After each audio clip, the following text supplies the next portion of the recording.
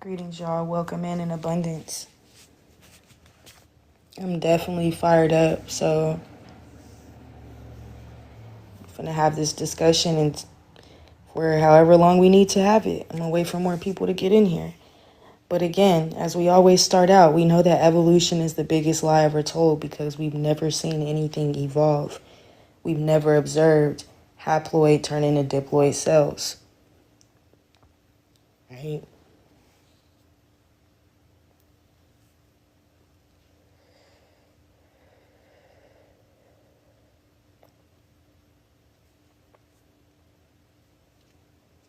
So it's interesting. The same people that disagree with me in the last live are the first people to show up. One of the first. If you disagree with the prompt, feel free to request up.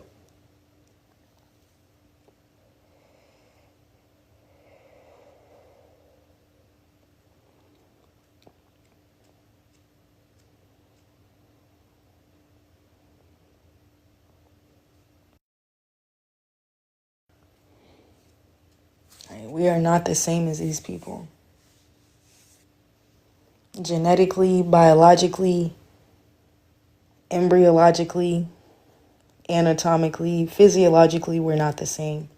So how do we boil down to being the same species? If we don't function the same, if our cells don't express the same, they don't function the same, we don't have the same phenotype or characteristics or the same behavior, we can look at each other and we can tell that our genetics are expressing to be different.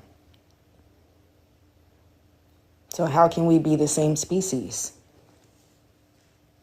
Furthermore, evolution has not been proven for all life forms on this planet. So I know it's late.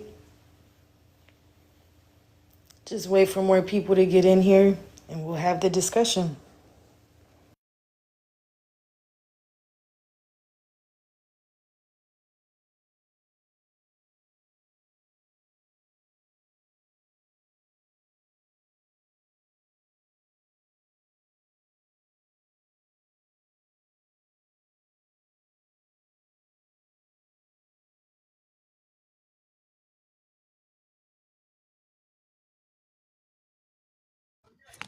Hello. Greetings. BJ, go ahead. Evolution, the biggest lie ever told. How do you feel about the prompt? I think it is because black people are still acting like apes these days.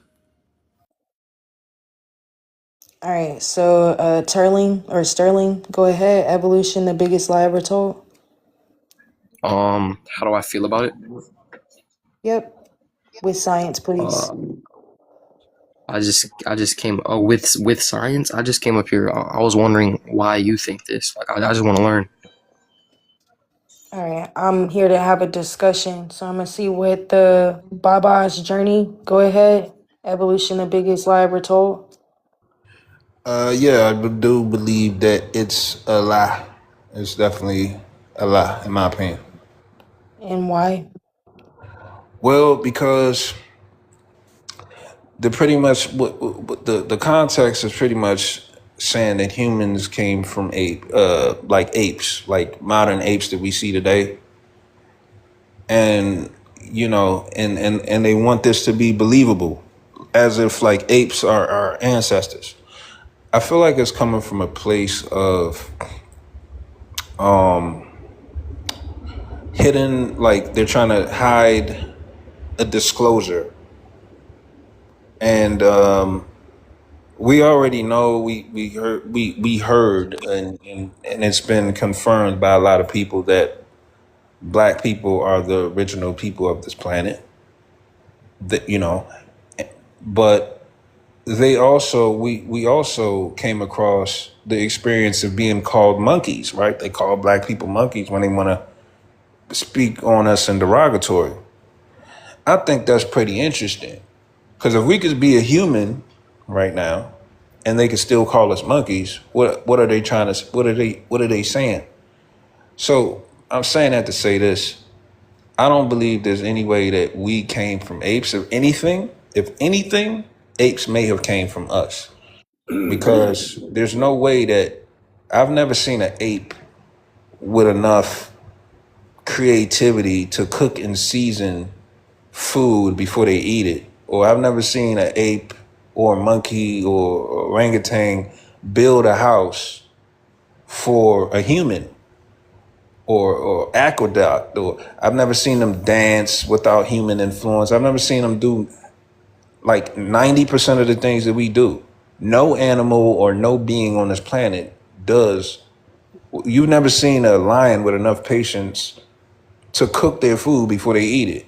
So there's no way that we come from animals as we see it today. If anything, apes may have came from us, have been spliced from us some kind of way. I don't even believe the timeline on how they say that we came 400,000 years ago. Some African cultures and older cultures believe we've been here for millions of years.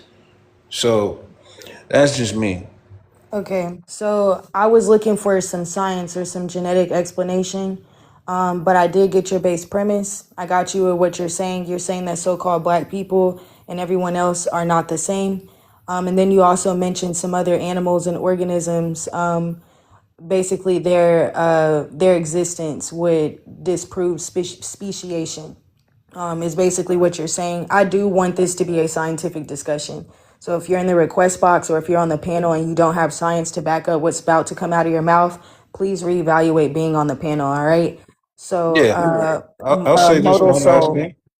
Uh, Science let me. usually doesn't have I'm trying to facts; get they to the have next guest, theories. my brother. Go ahead and land your plane, please. Yeah, I'll say this: as far as science goes, because nowadays it's like science is being upheld as if it's the epitome of truth, and it's actually not. Science is full of theory.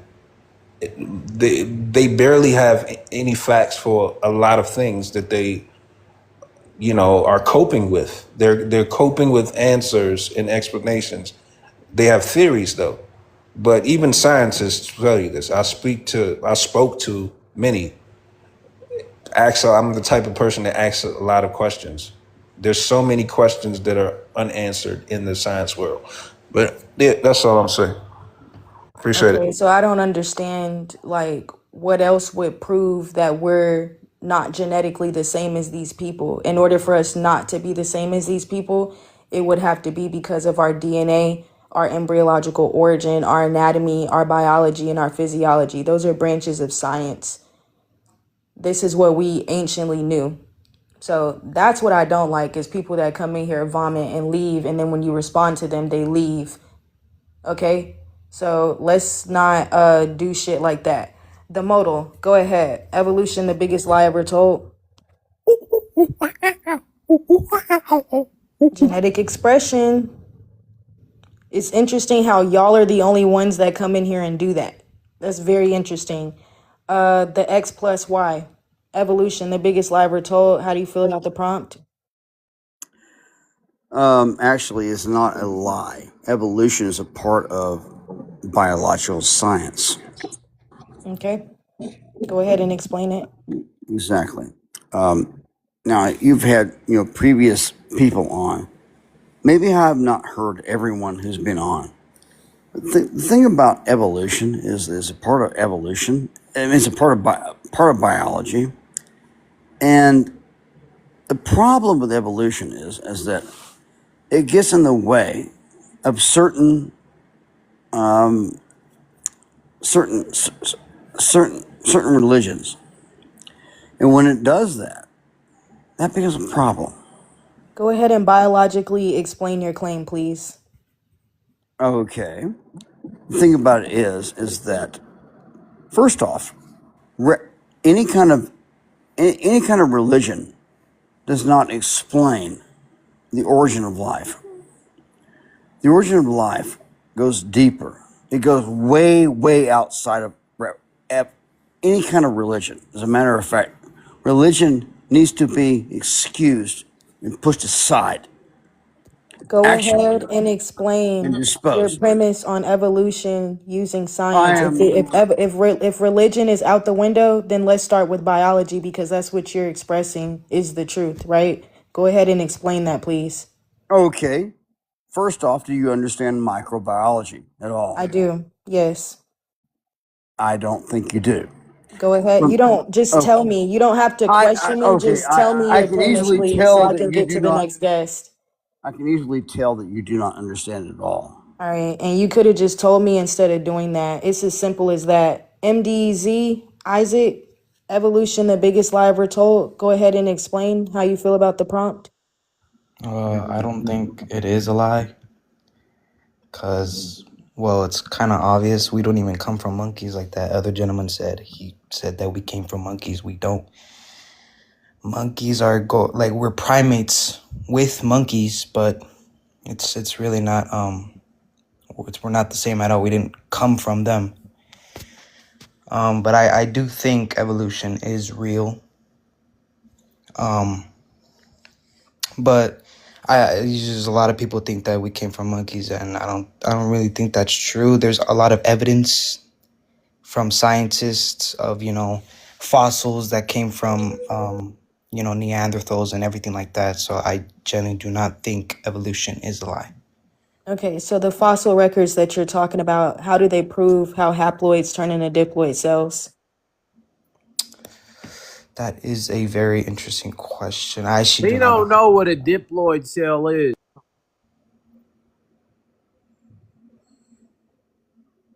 Go ahead, MDZ. Go ahead. Well, what was the question? How did the fossil records that you're talking about, how do they prove the base premise of evolution? Oh, I mean, it's like, I guess just scientists just put it like together. Like they just put them together, and I mean, I don't know. I'm not a scientist clearly, so I don't know much, but I was just putting out my opinion. What fossil records were you talking about? Just like, When you go off the app, we can't hear you. You looking up the fossil records? Yeah. I can hear you now, but when you go off the app, I can't hear you. Go ahead and speak. hello. Yeah, I can hear you now. Okay, I think it was like unmuted or something. Um, I don't. I have no idea what. Bro, you over here Um, doing this goofy ass shit. I'll beat the fuck out of oil. Your oil lame as a bitch. I promise. This shit dumb as. Go ahead, MDZ.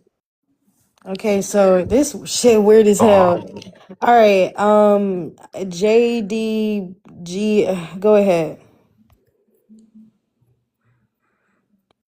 JDG, go Yeah, ahead. okay.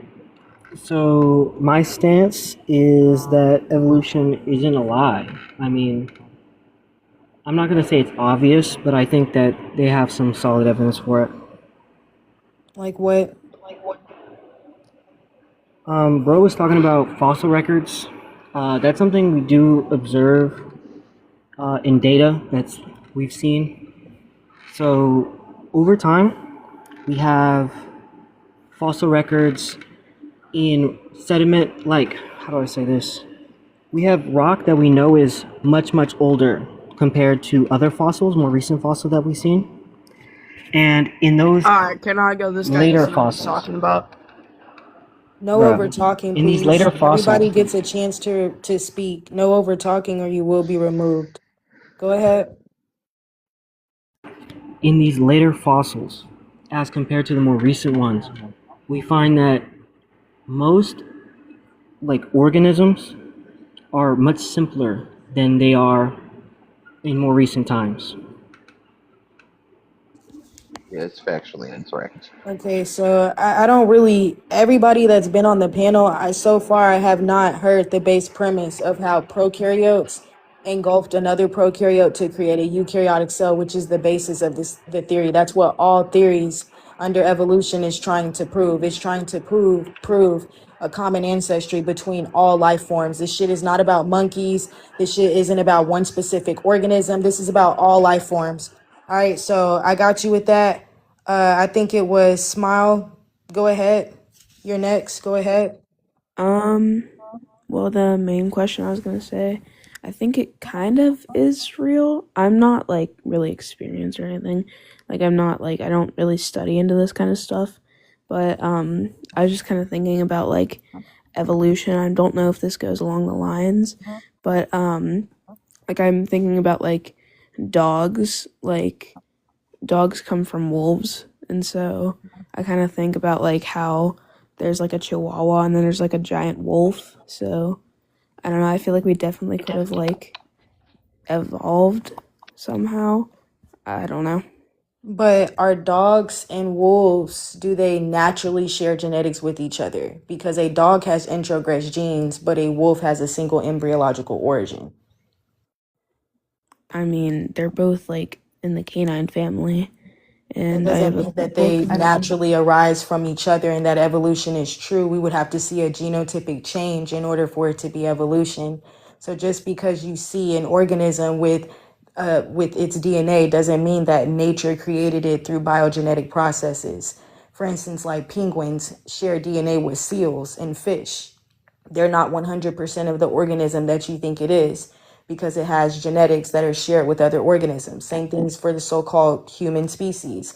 A Neanderthal has introgress genetics between Homo canine, which is what you're talking about, Homo possidae, and Homo simian. So humans have introgress DNA. So how are they connected naturally?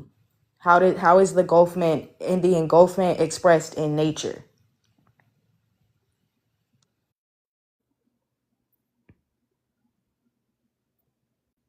Hello.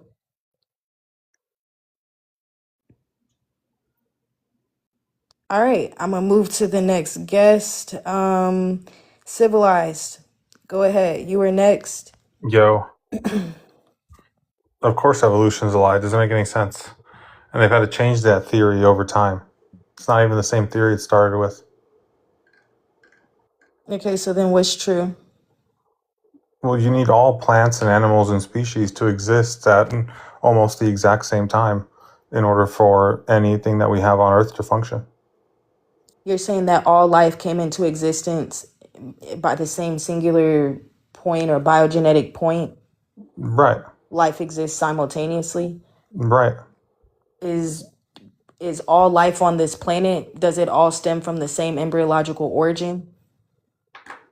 That's irrelevant. No, it's not. It's actually me asking you your same question back on a cellular level. It's talking about the base premise of evolution, prokaryotes and eukaryotes. How is it irrelevant? Well, no, you're presuming evolution. I'm not. No, I'm asking you. You're saying that evolution is not true, right? Correct. The theory Okay. of evolution. So the theory of Which, evolution is not correct, and you're saying that it's because of, I ain't gonna lie, because I'm all thrown off. living I don't things, in feel like order for what? in order for the world that we have in front of us to exist, all living things must have been created at the same time. Oh, I got you. Okay, my apologies. Yes, you're saying that the only way that all life could be connected is through biogenesis, which means that life would exist simultaneously, but we see in nature that that's not the case. Do like parasitism, right? Organisms feeding on a host. Is that what you're talking about? No, I'm saying that all life was created at the exact same time. So you believe that all life is connected, or what are you saying? I'm saying that all life was created at the exact same time. So then okay, so this is why I asked, does all life have the same embryological origin? Because you're saying that all life came into existence at the same time. From what? That's biogenesis. No That one there's a knows. common. We don't know from what. But there's no other way to But we make can sense of look it. at cells and we can tell that cells start off as atoms, and that atoms are the basic building blocks of the universe, protons and electrons. that turn into cells, cells turn into tissues, tissues create organs and organ systems. This is fourth grade science, the organisms of life. You're presuming Prokaryotes some and theory of eukaryotes is fifth evolution. grade. You're presuming some Everything is theory of composed evolution. of cells. Everything is made up of cells. So I don't understand why you're trying to talk about full-grown organisms and not the two cellular form types known to man. All life breaks down to being a prokaryote or a eukaryote. It It does, doesn't but those matter can all if exist it's independently. microorganisms, plants, animals, insects, or Yeah. so-called humans. You either function like one or the other. No, those can all exist independently of one another. They don't I come got from each you. other. So again, eukaryotes don't come through biogenetic processes, but you're saying that they do. No, you're not looking at the right timeline. Okay, what time? Okay, so the thing The is timeline is let's the cut.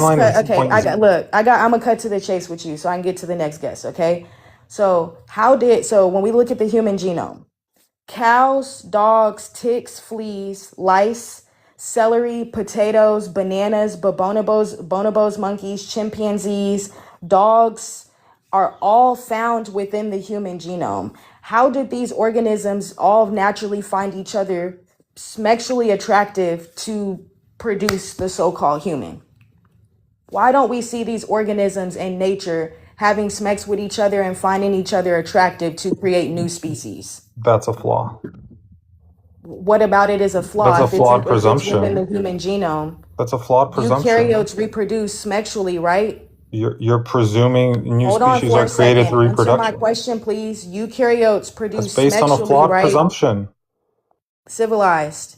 All right. Let's be civilized in the way that we converse with each other. But you're Answer not my letting me speak. question. Do You're eukaryotes not letting your reproduce? panel speak. All right. You're over talking me. I'm trying to ask you a question. You're over talking me. Eukaryotes produce sexually. In order for new eukaryotes have to be created, there has to be sexual reproduction, correct? Because prokaryotes reproduce asexually through binary fission. They make copies of themselves.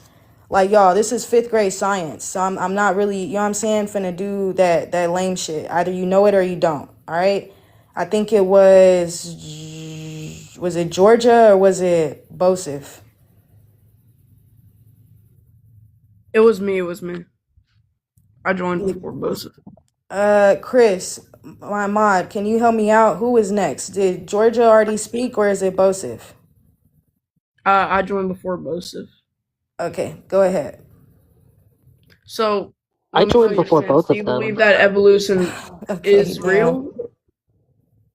Sorry, All say that right, again. hold on. Was Buddhist was next, and my mod is saying it too. Buddhist, my No, bad. Go ahead. I joined. No, I joined before him. Okay, I got you. Buddhist, go ahead. Damn. Buddhist, go ahead. Evolution, the biggest lie ever told. Go ahead. That is a complete total nonsense statement. And that previous guest was also speaking total nonsense. Your replies to him were not sufficient to supply reasonable doubt to his position and claims. Evolution is a certified fact. Almost basically everything that we have access to points towards evolution. All of the science that we have today points towards evolution and just assumes evolution as a base concept. By the way, in my definition of evolution, this is the one that I learned in my college textbooks. I'm in my first year of college for biology.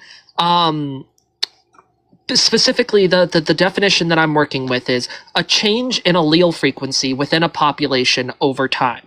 Yep. That is evolution, and that is a certifiable fact. We can You're see right. alleles change and adapt over time. And when we look at the fossil record, we see simple organisms become more complex over time, which is exactly what evolution says and points to.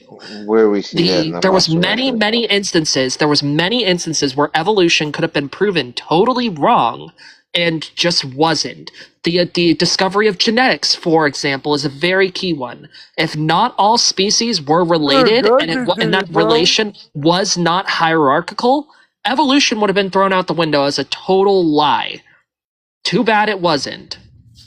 But again, no theory under evolution has ever proved the base premise of how haploids turn into diploid cells. As a matter of fact, I'm so glad you brought up speciation and being able to calculate the allelic frequency with basic division. That actually goes against evolution. When we calculate a lot of the species, a lot of these species that are coming into existence are new as fuck, but they're within the human genome.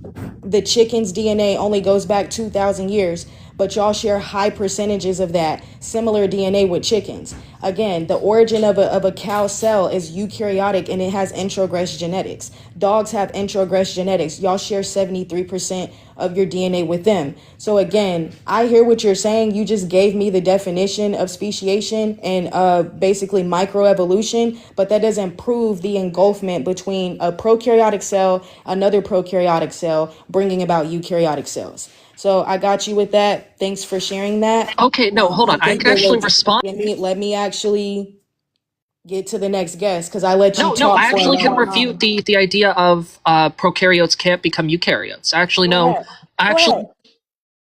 yeah, the thing, and yes, I agree. She is just saying random stuff. But the how prokaryotes became eukaryotes is actually through a similar process we see in cell colonies, where some of the cells in the colony are specialized to do certain things. Literally went from a bunch of prokaryotic cells, all of them specialized to do different things, and then one of the larger cells took a smaller cell and began creating just that cell within itself, which that cell's specific goal and purpose was the creation of energy. Was this a prokaryotic cell engulfing another prokaryotic cell to create a Yes. eukaryotic cell? And this was done in nature? Yes, and we've seen other events Which like this organisms? in modern eras. We've Which seen some other organisms? endosymbiotic events. Yes. Which organisms have expressed this in nature? What are you specifically asking? The Which like organisms have expressed this engulfment in nature? yeah, okay. Let me specifically look up that answer for you, and you can Google it and look into it. Yeah, I got you. Because again, it's interesting how you're about to do it, but no scientist on the globe has to the mega per second. But I'd like to see you try. I'll give you the time to do it. Let's see. I think it was Georgia. Let's be quick. Let's go ahead. Be quick. 2 sentences or less. Evolution, the biggest lie ever told. Do you agree or disagree with the prompt and state why? I strongly disagree. All right, go ahead and explain so I can get to the next. I would like to know your stance real quick. What do you It's on the screen. Go ahead and explain your point. Why would you ask me that when it's on the screen? All right, so do you believe in a common ancestor, yes or no? No, I don't believe in Why? evolution. I don't believe that we've never seen prokaryotes engulf one another to create eukaryotic cells. Can We you have can in you vitro, explain the we definition of have in prokaryotes and You can whatever? just Google it yourself, my guy, If y'all are because gonna do the over talking, I'm gonna get you out of here. All right? asked me to look it up. I'm showing you some Okay. examples real quick. I just literally, it's on the screen, no over talking. Someone else is trying to speak and is asking me a question and you're talking. What the hell? All right, so can you explain like the prokaryotes and Prokaryote is whatever a that single is? Can cell you explain the organism that has definition? a single set of chromosomes and it gets all of its genetic material from one origin. A eukaryote is a complex cell organism that shares genetic material with multiple organisms.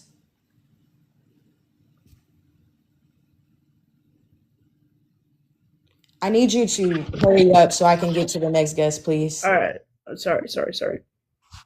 So let's say like a couple billion years ago there was a common ancestor and it just kept evolving. That's the common basis of biology. So do you like not believe in biology? Prokaryotes and eukaryotes don't have the same embryological origin. Okay, why do you keep going back to these two separate genomes? Because every single organism breaks down to being either prokaryotic or eukaryotic. That is this is 5th grade science. This is the basis of evolution. Okay. But why does that disprove evolution though? Why does that disprove evolution? We've never seen do you understand evolution? Like, can you give me in your own words what evolution is? Because you're asking me questions that you should already know. So, a couple billion years ago, evolution was basically just branching off into new societies and evolving. That's basically evolution. Societies? Not societies, branching off into like different places and evolving. Places? Or is it Yes. species? Species, yes. Species and places. That's one way you get new species, is you branch off a genome into a different place and it just evolves. How do you branch off a genome? And can you explain the chemical, morphological, and genetic changes that took place within that ancestor to now change into a eukaryote? Can you explain that process right there? Evolving into the place that they're at. You say the word evolving, but when a species evolves, there's a chemical and morphological and genetic and biological process that takes place within a cell, which is going to determine if that cell is eukaryotic or prokaryotic. So go ahead and tell us those changes within the common ancestor for now a species being here. See, I think you're just making up shit to make people feel dumb. All right. Is that what If you can't answer the question, just say I don't know. But don't tell me that we're making up shit when you barely knew the definition to evolution. You don't have to do that. If we don't know what we're talking about, intellectually debunk us. Don't tell us that we don't know what we're talking about. Get us out the way intellectually. All right. So Bosif, go ahead. After Bosif is unalive to flesh. So evolution, the biggest lie ever told. Go ahead and explain your premise. Yeah, I believe evolution is the biggest lie ever told because it is based in racism. It was founded by Charles Darwin in the late 1850s. Charles Darwin was an incredibly staunch racist that based his entire core of the belief of evolution was that black people were lesser evolved versions of white Anglo-Saxon Europeans, and that is the core of his belief. And I think that's such a silly core, like, the foundation. No, it's just silly. But I mean, we can go into the whole prokaryote, eukaryote, all that too as well. But yeah, I mean, evolution is founded in racism, and I'm not going to accept a belief founded in racism as mainstream because that's just silly and So do you dumb. believe that all of us are genetically and biologically the same? I mean, it depends on how granular you want to get with that. But yes, we have, as the human race, yes, we have incredibly similar genetics, yes, but we're not. I mean, our genetics are much more vastly different from, like, it was the mainstream belief for the longest time that, like, oh, we share 99% of our DNA with apes. Like, that's not true. That was like, it has been proven now that is categorically false. So then what do y'all share DNA with? What do you mean? I mean, we don't. Well, I wouldn't say share DNA, but they for the longest time, the mainstream belief was that us as Homo sapiens, our genetic similarities were within 99% of chimpanzees. That is I categorically asked you false. how, yeah, I know I asked you how are all people the same? That was the original question. Are all No, people genetically and no, of course, biologically the all same? no. I mean, at the core, yes, I guess we're biologically the same. But yeah, I mean, there's obviously, like, I mean, the genetics are part of what cause the differences within people. But yeah, Then they're not genetically the same. If the genetics is what causes the differences and we see well, I phenotypical mean, yeah, differences in that, let me we're not respond to genetic. you, please. Let me respond to you, please. If the genetics are different and they are expressing to be different, it's because of what's taking place within our genetics. So that means that we would not be genetically the same. It's never been proven that so-called black people naturally produce proteins and enzymes like y'all do. It has not been proven that we share DNA with animals. It's been expressed and it's been proven that we have antigens attached to our red blood cells in the last 4,000 years, but we're not natural producers of those antigens and those foreign substances that are now tainting the red blood cells. So I do understand your base premise and where you're coming from. Respectfully, you can stay up here. I just have a panel that's full and a guest box that's full too. So I'm just gonna move to the next guest and introduce their point. Unalive to flesh, evolution is the biggest lie ever told. How do you feel about the prompt? Yeah, I don't believe in evolution. The main thing that got me, like, I used to believe in it, but the main thing that kind of caused me to stop believing in it is the fact that, whether you want to believe it or not, and people can do their own independent research, there has been thousands of discoveries of bones that are humongous, like hip bones that's like from the hip to the ankle, that is like the whole size of a human being. And it sounds crazy, but there's also like literally been times where there was news reporters all watching people dig, and as they dig, they found human footprints that were bigger than like whole, like just humongous. And I do believe that at some point in time there were giants. And so no, I don't subscribe to evolution. Okay, I'm gonna come clean. I don't really know how that would disprove evolution. At least evolution. Oh, sorry.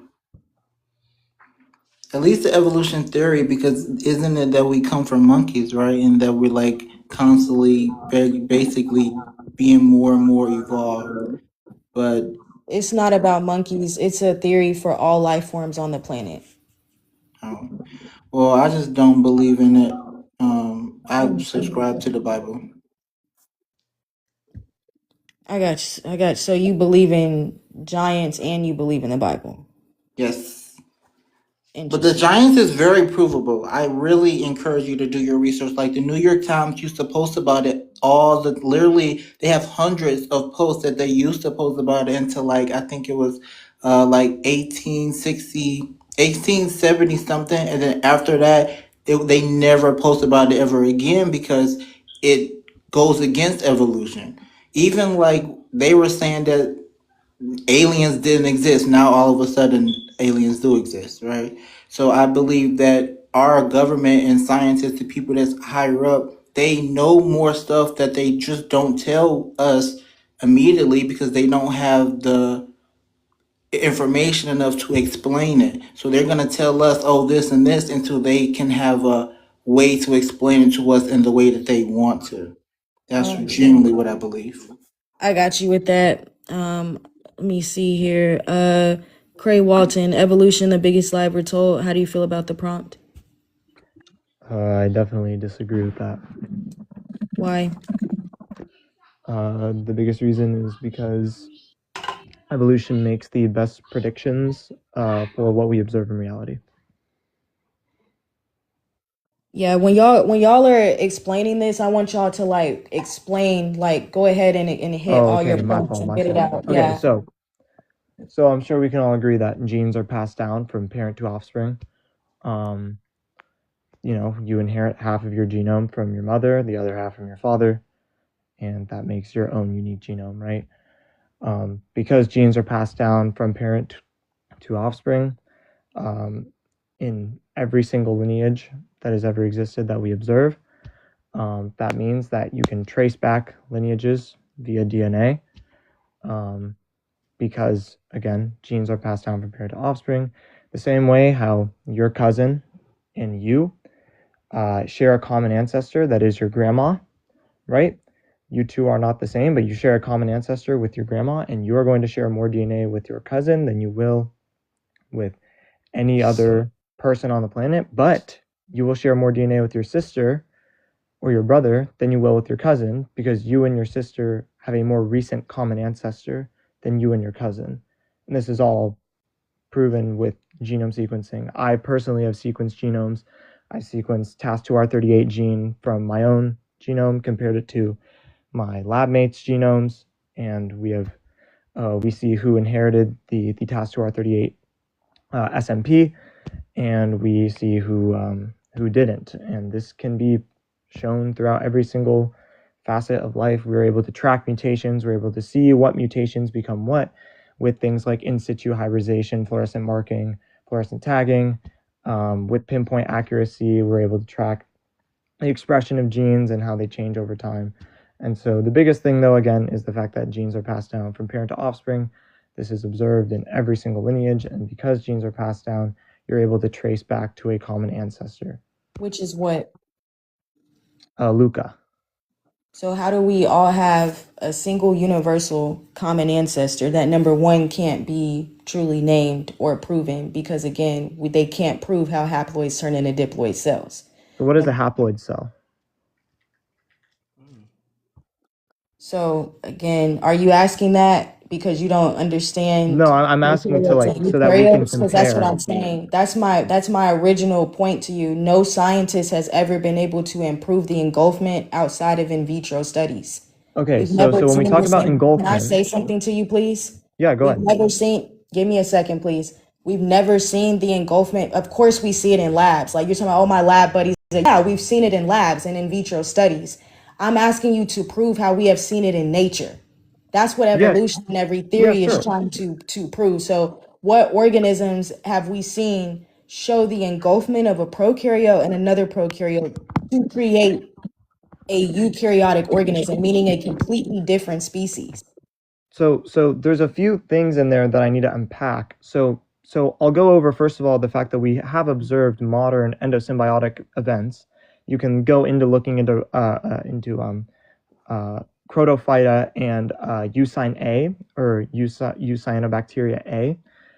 That is a particular modern endosymbiotic event that is happening where a eukaryotic cell is engulfing a prokaryotic cell and integrating it into its own functions, into its divisions.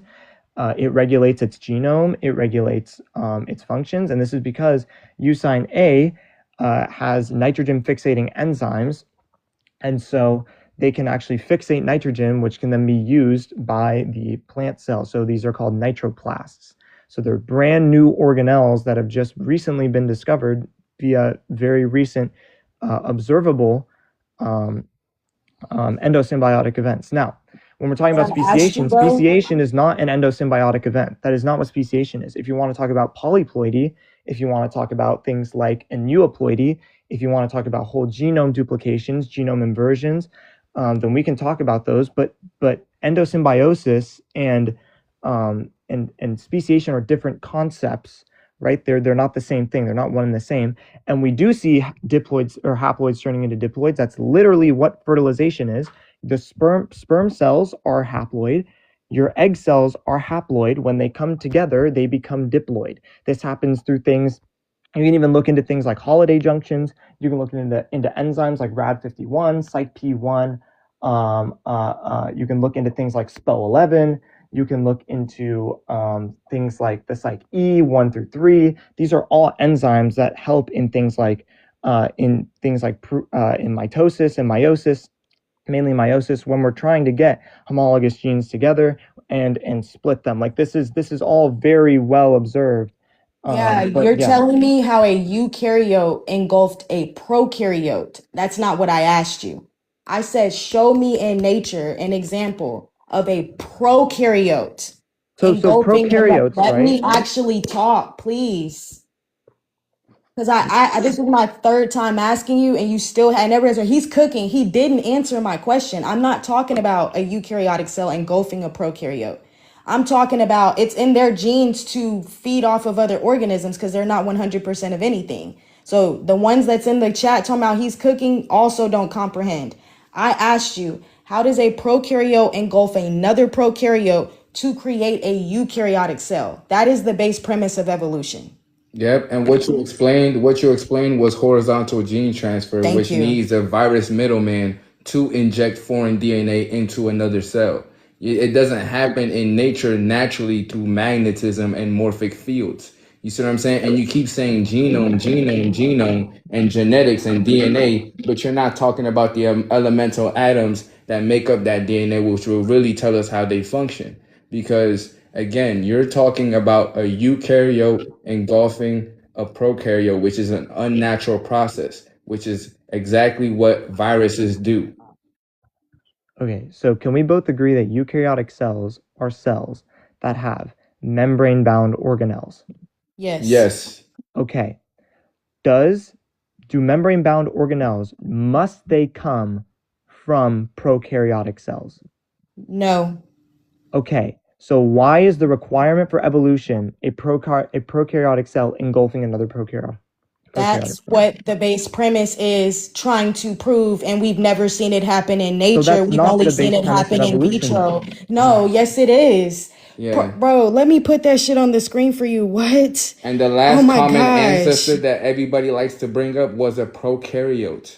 That's it the was thing. a prokaryote. They literally said a prokaryote literally came from this last common ancestor, and all of its functionality was the exact same as a prokaryote. It was an autotroph organism. Single-celled You see what I'm saying? organism. Single-cell organism. All the genetic information, the ribosome, the cellular membrane, the cytoplasm, the plasma membrane, all of that works together to keep the cell in homeostasis. But your mitochondria, you see what I'm saying? Your endoplasmic reticulum, your centrals, your histone, all of those different proteins, all of those different organelles and internal membrane come from eukaryotic origins. They come from different sources that cannot naturally be found together. You see what I'm saying? There had to be a conglomeration of these things put together through CRISPR-Cas9 or synthetic biology or genetic engineering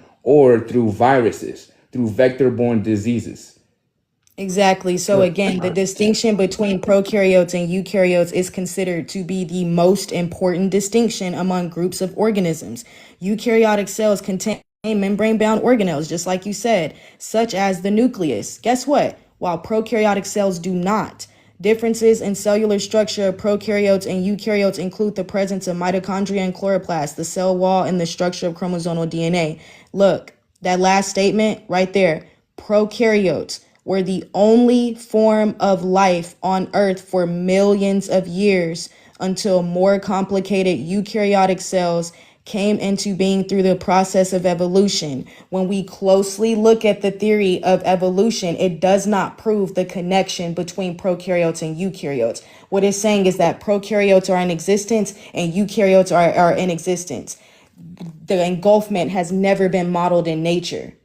We've only seen that take place in vitro. So because we can prove it in a lab, it must be true. That's what evolution theory is stating. Yep, microevolution within a species is only for that genetic structure, only for that species. Facts. You see what I'm saying? Microevolution doesn't account for the new growth of another species. No evolutionary biologists actually come into an agreement of that.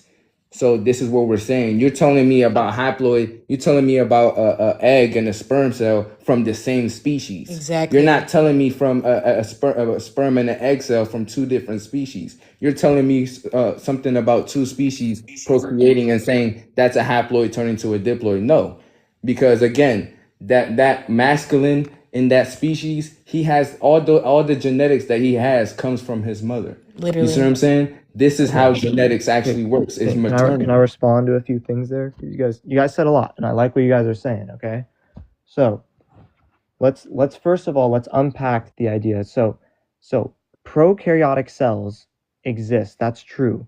Eukaryotic cells did not exist at the origin of prokaryotic cells. The engulfment between a prokaryote and another prokaryote, that means a bacteria engulfing another bacteria via phagocytosis, that has been observed. Now, if you want to say, if your problem is with endosymbiosis, the idea that a prokaryote engulfed another prokaryote and that prokaryote that was engulfed integrated as a part of the new or whatever you want to call it, prokaryotic cell, that is a different argument. But if you want to say, you can go to a lake, you can take lake water, put it under a microscope and watch bacteria eat other bacteria. This has happened so many times. You can observe this right now. I could buy you a microscope so you could go take lake water and watch this happen. Millions of scientists have observed it. I've observed this, right? Okay, Again, again, she Oh my just gosh. read to you. Prokaryotes have been reproducing on this planet asexually through binary fission by themselves on this planet alone, millions of years before eukaryotes was even a thought. So the proteins, the enzymes that they were producing in their cells with their through their melanin, those enzymes that they were producing was only for that cell. You see what I'm saying? They only undergo vertical gene transfer from mother to daughter or mother Yeah. to son. Old There's pole to no new pole. way that a prokaryote was undergoing horizontal gene transfer when there was no eukaryotes. Because horizontal gene transfer means that the You guys think eukaryote can filthy now be monkeys here. and white people evolved from the So you same see how you're thing? talking, you see how you're talking over me while I'm talking to you? Because again, you can't explain that. You saying you can go to a lake and take water. Okay, is all water on this planet clean? Is all water on this planet does it not have engineered bacteria in there from synthetic biology? A lot of these lakes, a lot of these ponds, a lot of these rivers are Shut your man-made. bitch ass up, pussy. I got Bro, you. But you a lot of these things are man-made. You see what I'm saying? Yo, Synthetic nobody. microorganisms were the first spliced organisms on this planet, and they're put eukaryotes up. They have your creators have placed them all over this planet. So oh you're telling me to go get a water from a lake, but let's go see how that cell what's inside that cell though. Does that cell have a nucleus? Does that cell have membranes and organelles? Because if it does, it's a eukaryotic cell. That means it's exactly. a spliced organism. But no prokaryotes are engulfing each other and eating each other because they undergo photosynthesis. They Not undergo that. They're okay. I'm sorry. Can I photoautotroph. please When you telling me interject about the here? cyanobacteria, you was telling me about how a eukaryote tried to engulf a cyanobacteria because cyanobacteria condenses sunlight within the water, which is the beginning of the But food chain. so do Hold on for a eukaryotic second. You cells. see, what are you doing? Yeah, see, that's the What are you thing. Like, I ain't doing? gonna lie. Go Okay. ahead and land, and then we're gonna get to the next guest Can too, I? and to let someone else talk. Like, you're over talking us while we're trying to explain. And we I let let you. you And we talk Yapping let for you. about so total long. nonsense. You're dumb as. We'll get to you in a second. Everybody will get their chance to speak, but So you have to let other people speak as well. So, Yeah, look, basically, guys, I'm gonna I just wrap it up. appreciate the amount of If knowledge that you prokaryotes, have. you see how oh look at this, gosh. man. I'm Damn. just so You're I not appreciate just you. doing shit. Because again, if prokaryotes was procreating on this planet, all of them, not just all of them. Prokaryotes means all of them. All of them was procreating asexually binary fission, meaning that they split their own cell evenly and identically. They copied their own circular chromosome evenly and identically. So again, when all of these prokaryotes are doing this for millions of years, where did one prokaryote or any prokaryote get the protein? Where did they get the proteins, the enzymes, and the amino acids to create a eukaryote? Where did the mitochondria come from if no prokaryote had it? Where did it come from to now be inside a prokaryote to now where you can call it a eukaryote? Because you're telling me it happens, but you're not telling me the chemical processes, the morphological processes. Do you want me Because to? I could go into it. go ahead. Okay, so do you know what phosphatidylcholine is? Yes, go ahead. Okay, so phosphatidylcholine, right? The choline and the phosphatidyl. Well, first let's go over the enzymes, right? So do you know? So could you please really quickly? I just need to make sure that we're on the same page here. Can you Go please ahead. explain? Go ahead, man. No, You if keep he doesn't know what he's talking about, then just If I don't know what I'm talking about, then I But wouldn't whenever be I able try to to do respond that, to you okay, after you finish your whole okay, fine, claim. fine. But if So you ask me mutations are every caused. 5 words, Mutations are if you ask caused. me every 3 words, hey, do you know this? So, Hey, do you know that? right, Hey, do you know trying to this? ask You're us. playing with intelligence. Go ahead and state everything that you got to say, and then I'm going to reply. How and about then we're Okay, that? got actually you. gonna I get to got you. the I got you. next I got you. guest. So mutations occur when we do any type of replication. Replication of any kind in your genome is going to occur. This occurs for many, many reasons. We could talk about the fact that during DNA replication, the lagging strand is going to have the end replication problem, right? It's not going to be perfectly copied every single time, 100% of the time, right?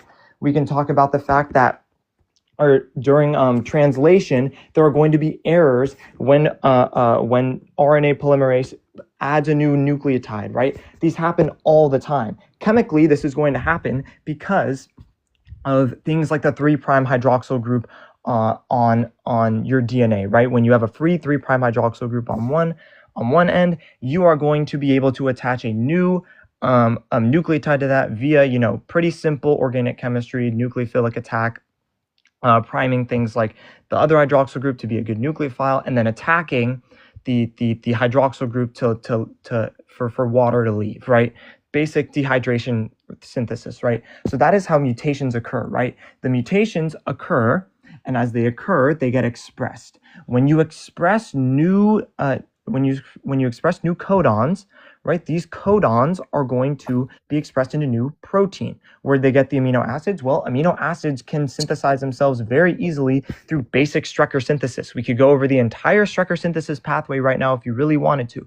You could go over Gram synthesis, right? It's the same exact thing. Amino acids come about in nature all the time, right? And so this is and proven mechanistically every single time. You can go into it all day. So they get the amino acids just through basic chemical processes that happen during Strecker synthesis. Remember, Strecker synthesis, you take ammonia, you're going to take take any type of ketone, and then you're going to you also need cyanide, and that makes any amino acid based on the ketone that you use, right?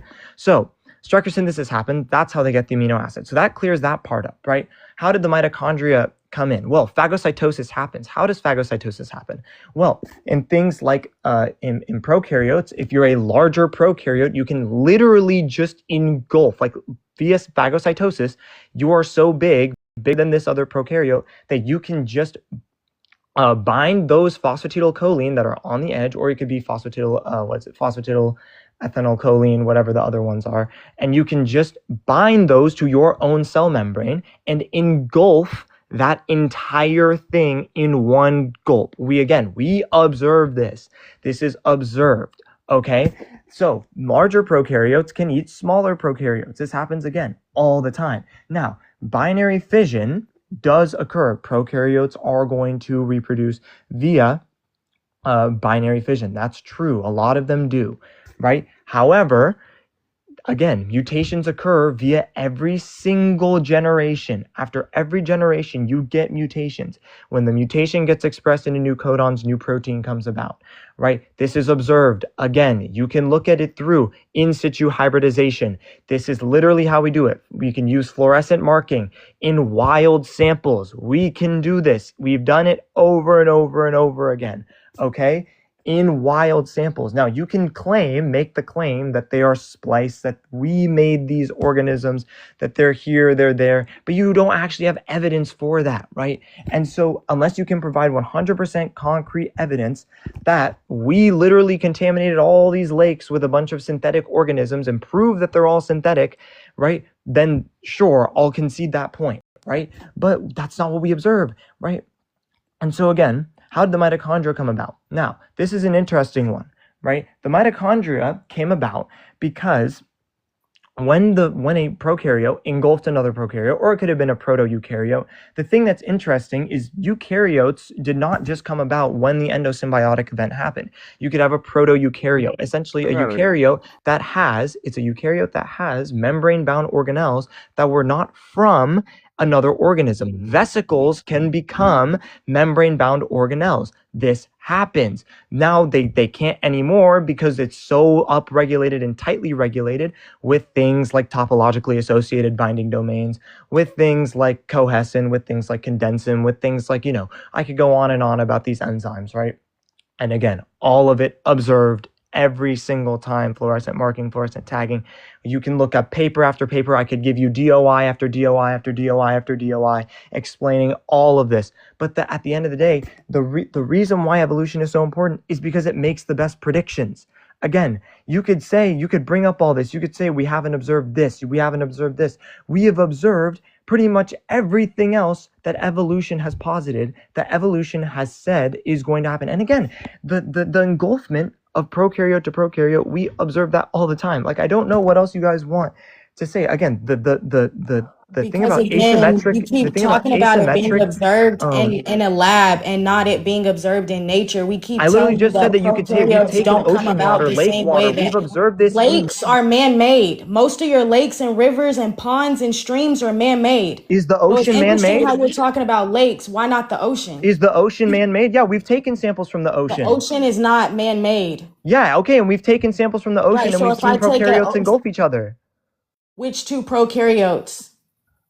We've seen bacteria and bacteria Which engulf each Which other. ones? Because again, phagocytosis that you brought up only happens with eukaryotes. It doesn't happen No, it with doesn't. prokaryotes. Phagocytosis is literally just any two Okay, cells engulfing one another. One cell again, engulfs another. That's literally the definition of again, phagocytosis. if you don't understand the functionality of what scientists is saying with eukaryotes and prokaryotes, they're talking about the functionality of the cell. You see what I'm saying? A unicellularly functioning organism is a prokaryote because all the cells within that organism. There's unicellular prokaryotes as well. All right. You see? There's unicellular prokaryote. They would be unicellular. Or sorry, unicellular eukaryotes. There's unicellular Okay, eukaryotes as well. how can the eukaryote be unicellular when it shares DNA with more than one organism? How? When Because it it shares the controls the DNA, the genome of stem that other cells, and the organism. blood. When you share DNA, the stem cells, and the blood of other organisms, how can you be a prokaryote? How can you that means you're gonna have organelles and internal membranes, right? If you share DNA from other that means you're gonna have their membranes and organelles, right? So when you so when Right, you Go share, ahead and land so I can yeah. get to the next So guest. Answer the let question. me Right? explain. Yes or no, please. Right? Yes, you will Thank share the you. DNA. Thank you. So Thank what you you, talking Craig. about? Thank you. All right, Indian style. Thank you so much for being patient. Evolution, the Bro, biggest lie ever told. How do you feel about the prompt? We're just gonna circle back around, Craig. You have to give a chance for everybody else to speak. This has been an bro, hour. but you didn't We've even been debunk talking. Strecker synthesis. So let someone else speak, please. Indian style, come off mute. Evolution, the biggest lie ever told. Go ahead. All right, you have to request back up. USA champ. Evolution, the biggest lie ever told. Go Oh, he ahead. left. Why'd you leave? Exactly. We just need to introduce someone else. Why would you leave? That's disrespectful as fuck. You want everybody to listen to you, but you don't want to listen to someone else. And he's able to name all these enzymes, all these things, but you're not able to tell me the prokaryote that it's happening in. Because when you brought up cyanobacteria, you had to bring up a eukaryote that tried to engulf it. So you didn't bring us no prokaryote that's actually undergoing endosymbiosis. You have eukaryotic cells in labs where you are performing synthetic biology with CRISPR-Cas9 with eukaryotic cells. All right, go ahead, USA champ. So first of all, that's an argument from ignorance. The idea that because you don't understand Focus something, on the topic. means that It that is the says, topic. don't come over here and try to hold another man's nuts. Go ahead and tell me why the evolution theory is the biggest lie ever told, or why is the biggest truth to you. Yeah, Don't you've been focus doing on that the somebody whole else's time. truth. Gifting this That's a nigga and fallacy. shit. Like, bro, just talk for yourself, please. The idea that something has to be the biggest or the greatest truth or the greatest lie, that's a fallacy. But anyway, even assuming, let's grant you that God put the prokaryote there. You still see speciation. You haven't debunked speciation. Yes, That we does have. no, you Through have not. simple division through allelic frequency and calculating it. Speciation would debunk microevolution debunks evolution. What are you talking about? How so? How does it debunk evolution? New species that come about literally disprove and go against the evolutionary time period that they're talking about in the theory. It's not taking, let me finish. It's not taking every species millions and millions of years to create a new species when we're talking about allelic and recessive genes. So what? Because some That's in one species. single batch of. So that would be an issue with the time frame. That doesn't debunk evolution as a concept. Evolution Your entire is a million is talking about, and it's over time. It's the fact that species evolve over time. And when we look at the total amount of the population according to the allelic frequency, it would go against what the theory is trying to prove with the engulfment with prokaryotes and eukaryotes. You're talking about millions of years later. Why do you keep going back to a billion years Because this is before the with base premise of with evolution. eukaryotes? What are you talking about? You're Prokaryote talking and about eukaryote. in the present speciation, and then you're Prokaryote and origin of eukaryote. eukaryotes. Prokaryote and eukaryote are the two most distinct species on this planet, and they are the foundation on when speaking of species and about evolution. Because in order to say anything else evolved on the planet, you got to tell me how the prokaryote and changed and evolved into a eukaryote for now all complex cell organism came into being. The reason why your systems are complex is because you share genomics, you share DNA, you share stem cells, you share blood with other animals, with other unnatural fruits, unnatural fungi, unnatural microorganisms, unnatural plants.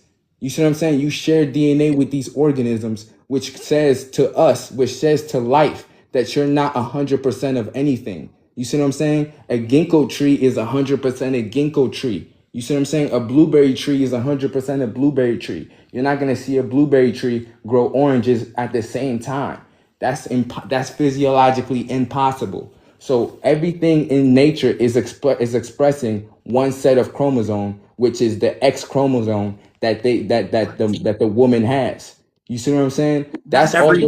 Hold on for a Everything second. in life has an X chromosome. What? That's just Okay. complete nonsense. You just They're made that up. expressing that because all your genetic material comes from your mother. So you see, when I say a bee has one set of chromosome, it means that all the genetic material that her son has or her daughter has all comes from her stem cell. You see what I'm saying to you? And her chromosome, so-called black people, we only have one set of chromosome, which is X, and our woman has two to create the X and the Y. You see what I'm saying? But she can do that because she can undergo parthenogenesis. But we only have smexual chromosomes that make up our being. But y'all have autosomal chromosomes, which deal with blood protein formation, with deals with eyes formation, your hair, everything. And all of these genes don't deal with your SMEX. So how is it that you have genes that don't deal with your SMEX, but it has to build up your anatomy off of your gender? You see what I'm saying? That doesn't make sense. You have genetics that don't connect to that because you have telomeres on your chromosomes. You see what I'm saying? Prokaryotes don't have telomeres on their chromosome because all of their genetic material is linked together and is bonded together naturally. You see All what I'm right, saying? go ahead and land your say so I can get to the next guest. Did you just say all of your chromosomes are sex chromosomes? I need you to say SMEX. F1 in the chat, SMEX please. chromosomes? Like, you think black people have all SMEX chromosomes and then white people have chromosomes creating proteins and such? Black people have the same chromosomes as white people. They just have some different genes. And as Okay. far as different genes? Some different genes that's encased in the chromosome, right? What are you talking So about? if they have different genes encased in the chromosome, how can I be the same species as you? Because your genotype, your genes literally create your phenotype. And our phenotype don't look the same. So we're different species. You just okay, proved that to but me. you being different just proved species wouldn't no. disprove Don't try evolution to move either. past. Don't try to move past how you just agreed that we're two different species because out your own mouth you said we have different genes. We can't just move past that because your genes code for proteins and your You have different proteins genes from your mother. Are your you a different proteins species? create protein enzymes, and then your protein enzymes then create the cell, right? And then the cell stretches out and becomes the tissue, and then the tissue creates the organ, and then the organ system, and then the organism. So how are we the same species if we have a different morphology? I gotta get to the You next have one. different genes from your mother. Are you a different species from your mother? All You have a of different his genetic morphology material from your come from mother. his mother, and it is directly received through the No. cerebral cortex. I got you. All right, I got you, Cerebral man. cortex, another Yes, that is how mothers bullshit. pass their DNA That's to part the of your child. What are you talking about? brain. You gotta go, man. You gotta go with all that over talking and shit. This is basic biology. You are 100% your mother's child. That single cell splits through binary fission. What are you talking about? The zinc spark is what sparks you into physicality. Yep. She's responsible for splitting the cell. And yes, you inherit your mother's genetics, and it is received through the cerebral cortex to express anatomically and physiologically. The first thing that formulates at 16 clumps of cells is the medulla. Your skin, your hair is an extension of your brain. Hello? Your body is built around the brain and the central nervous system. So what do you mean? Cerebral cortex? Yeah. Hello? And the Come on, thing this is basic. if you're saying that we have the exact same chromosome, you're going to have to tell me the nucleic acid or the melanin that is making up those chromosomes. Go ahead, Indian style. Evolution, the biggest lie ever told. Go ahead. Absolutely agree, concur 1,000%. Everything that's been created was like it was from the start, is my argument. And why didn't all these sameness with this 1% difference? Why didn't y'all create a resistance or protection from the sun that gives life to all prokaryotic or eukaryotes? Facts. The sun is feeding all life forms on the planet. The sun only recognizes prokaryotes or eukaryotes. Either you can synthesize the sun through black body radiation and biosynthesis, or you can't. And we see several thousands of your people right now be unalived by the sun in Europe. Y'all are getting smacked by the thousands, 40 plus thousand. That was a couple days ago. That's a growing number that they're lying about. So why haven't y'all gained resistance to be able to synthesize the sun? Why can y'all only interact with UVA and UVB? And that's because of the melanin type that you have. There are 8 different types of melanin, 5 that are basic, 3 that are synthetic. Did you want to add anything else, Indian? I wanted to put that on the record. We cooking, but these people are trying to explain a way to fit themselves in because they are an unnatural. Okay, facts. Yep, Yep. facts. I wanted to say that mutations only happen via solar radiation. Yep. No unnatural organism can mutate unless solar radiation is at hand or is exposed to that organism.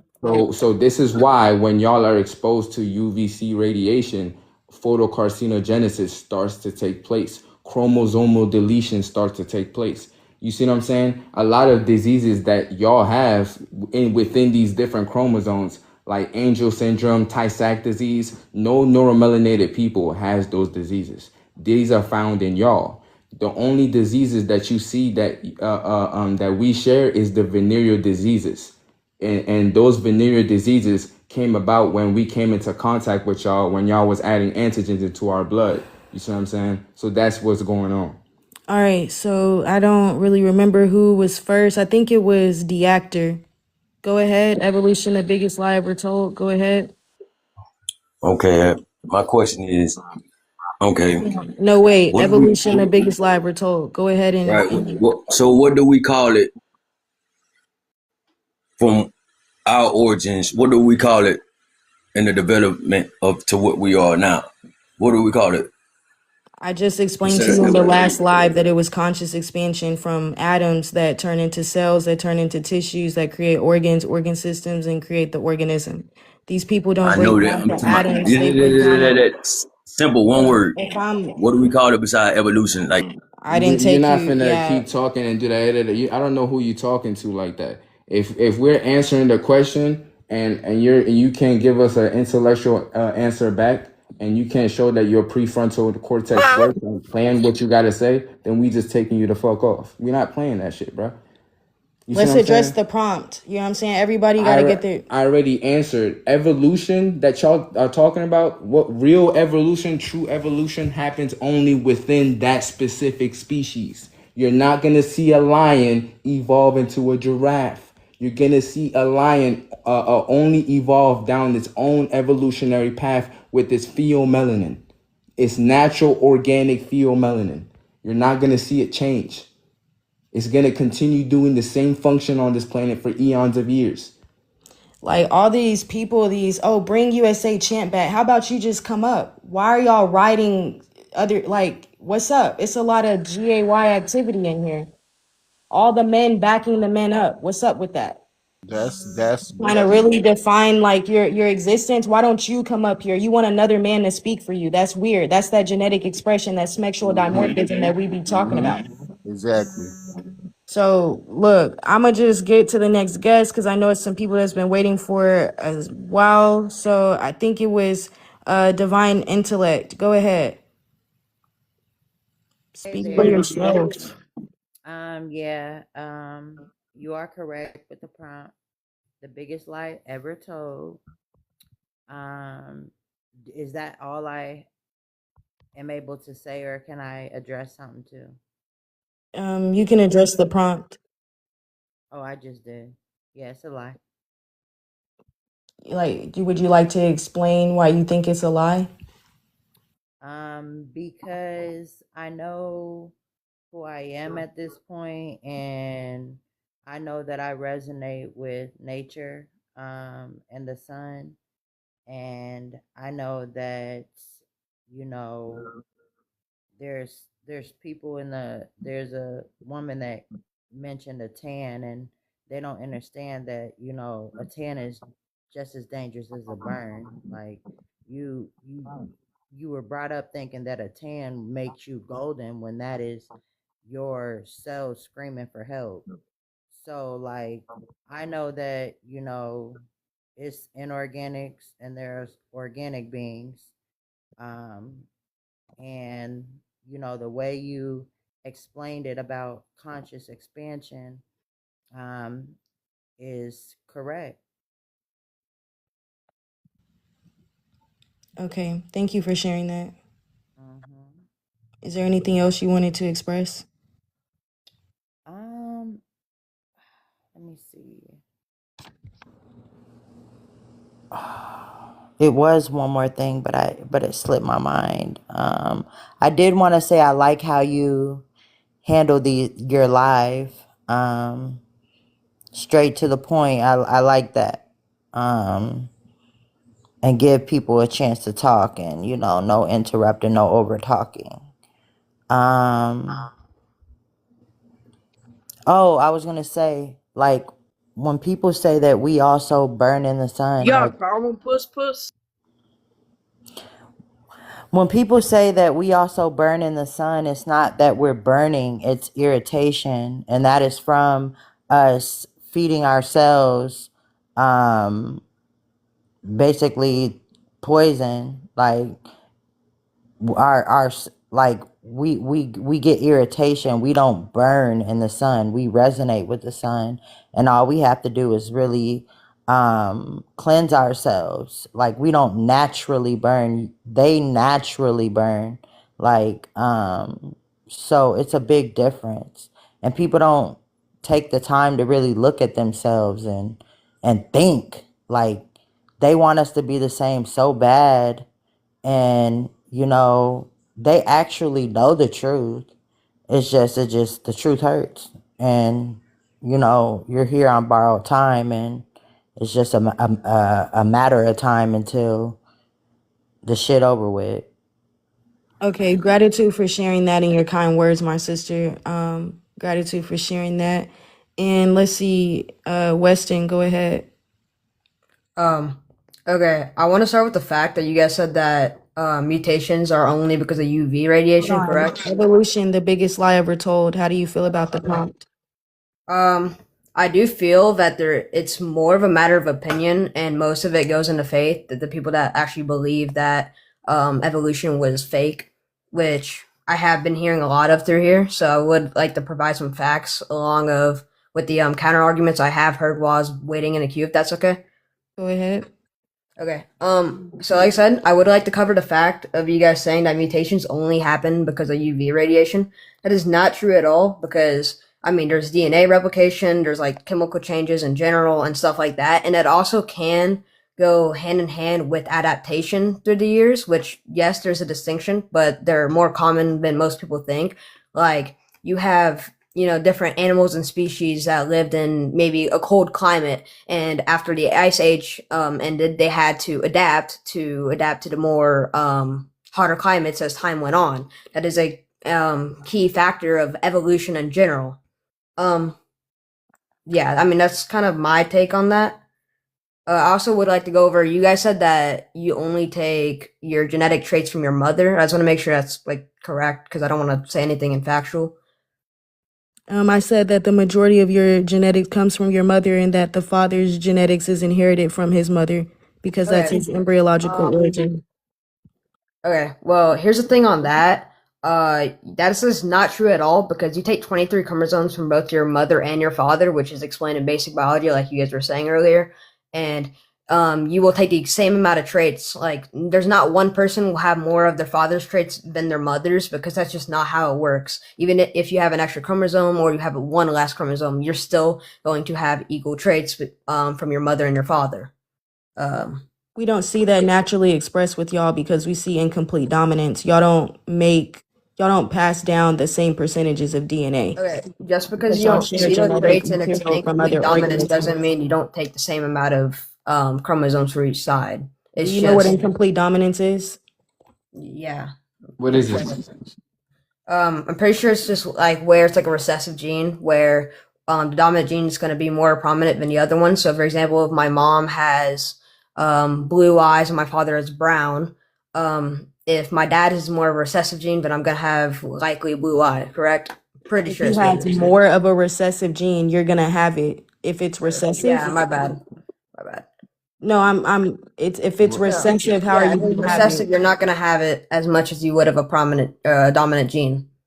Right. So when we look at how y'all express your phenotype, y'all express incomplete dominance. This is what you're proving with evolution, that you share DNA with multiple organisms, right? So that means that you wouldn't be passing off 100% of anything to the next offspring because you share 73% with dogs, 99% with chimpanzees, 50% with bananas. It's different percentages. Again, that's incomplete dominance. So you don't make replications, and the chromosomes are not bound, and they are not replications and are not identical to each other. You can look at a standard karyotype and you can see from the beginning, starting with chromosome 1 of the 23 pairs that you're talking about, that they are not bound and that they are not identical and that they don't match. There's probably 3 to 4 chromosomes of the standard karyotype that actually express of some uniformitarianism. I also wanted to talk about what you said in your starting point about genetic mutations do not happen because of the sun. If you're in the chat, you can't see this, but if you're on the panel, you can. It's at a different ratio, and it literally says UV radiation is acknowledged as the primary cause of photocarcinogenesis, and then it goes on to name the different types of genetic mutations that we see be literally because of UV radiation. So squamous cell carcinoma, basal cell carcinoma, again, it's highlighted right there, the result of UV radiation. Again, disruption of cell cycle progression, which is also known as apoptosis, or the unaliving of neurons, which we see happen to all of your cells, not even just the neurons. This is what that's talking about with cell cycle progression. We also see the sonic hedgehog pathway, right? TP53, and you can see the rest that are listed, but I'm going to add some that's not on the screen. SLOS phenotype, 1p36 syndrome, hypertrichosis, vestigial tails, acute and congenital porphyria. That is all synonymous with your DNA and is a direct cause of genetic mutation that we don't see happen with so-called Black people nowhere on the globe. Not to the never, not even to the mega per second. And all you have to do is look up what does ionizing radiation do to eukaryotic cells and what does it do to homeobox genes? Because that's what y'all have. And it actually causes a double strand break within the molecular introns and codons of your DNA, which actually doesn't allow you to undergo translations and transcription at a faster enough rate. So now your lipids and your different organelles and membrane don't know how much genetic information to let in and out of the cell. So the cell starts to malfunction and undergo mutations. You see what I'm saying? This is why under the sun, y'all, when the sun hits your integumentary system, the reason why your skin is turning red is because your cells are getting inflamed because they can't hold the heat, pressure, and vibration of the sun. What the sun is doing to y'all right now is pushing y'all past your thermal heat, your thermal regulation you have in your body.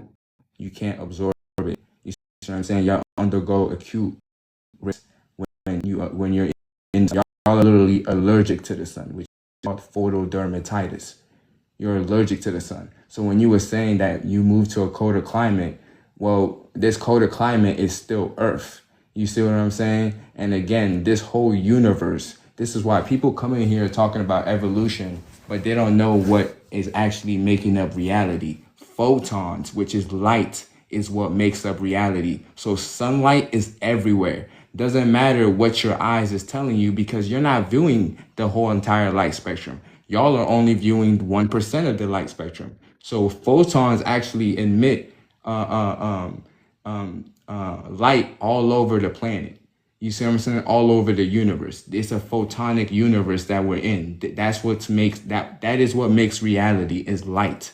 So neutrino beams, which come from the sun, phase through any form of matter, and it exists all over the planet. So every organism, no matter where you are on the planet, you have to come into contact with UV radiation. And UVC radiation is ground level. It's in the biosphere. So there's no way for y'all to escape it. This is why there's this El Nino and a heat dome, because the heat is being trapped in.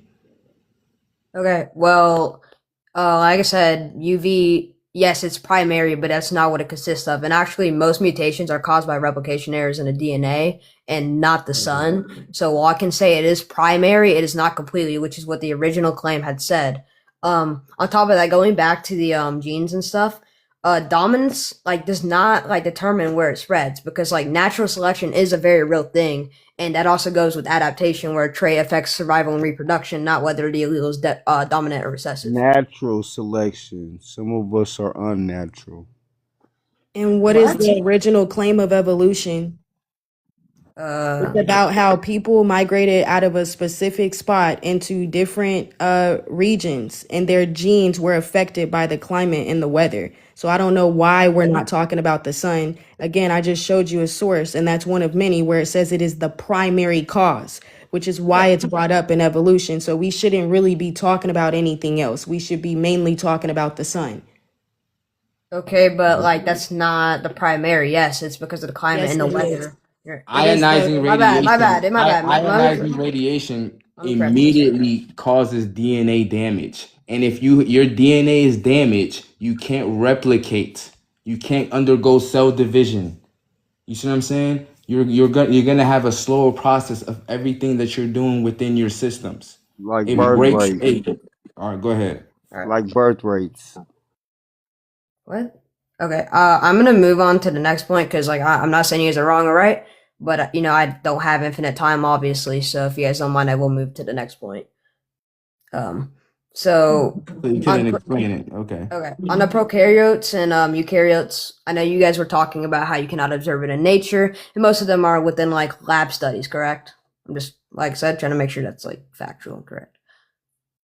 I mean, a lot of what you're proving in your theory is only been in vitro studies. They've never been proven in nature. Yes. So that's a fact. Okay. Well, let me ask you like just a kind of quick question. So if you were like setting up lab nature like conditions inside of a lab and you get the same exact result that you would in nature, does it really matter whether or not it's in the lab or not? You can't create the same type of weather in a lab. It's no way possible for you to be able to do that because you cannot create all interstellar gases and nanodiamonds, and you can't put every single organism in that environment in a lab because you need fungus and you need the fungi and the mycelium network to actually for trees to communicate, right? You need bioluminescent organisms that help aerate the soil and actually produce the chemicals and the gases that are needed for life forms to function. So what you're talking about is synthetic biology in a eukaryotic environment. So again, you cannot ever replicate nature in a lab. No way possible. Yeah, as soon as you take an organism out of its environment and put it in a synthetic environment, because organisms on this planet are connected to Earth deeply through what you call magnetic field lines.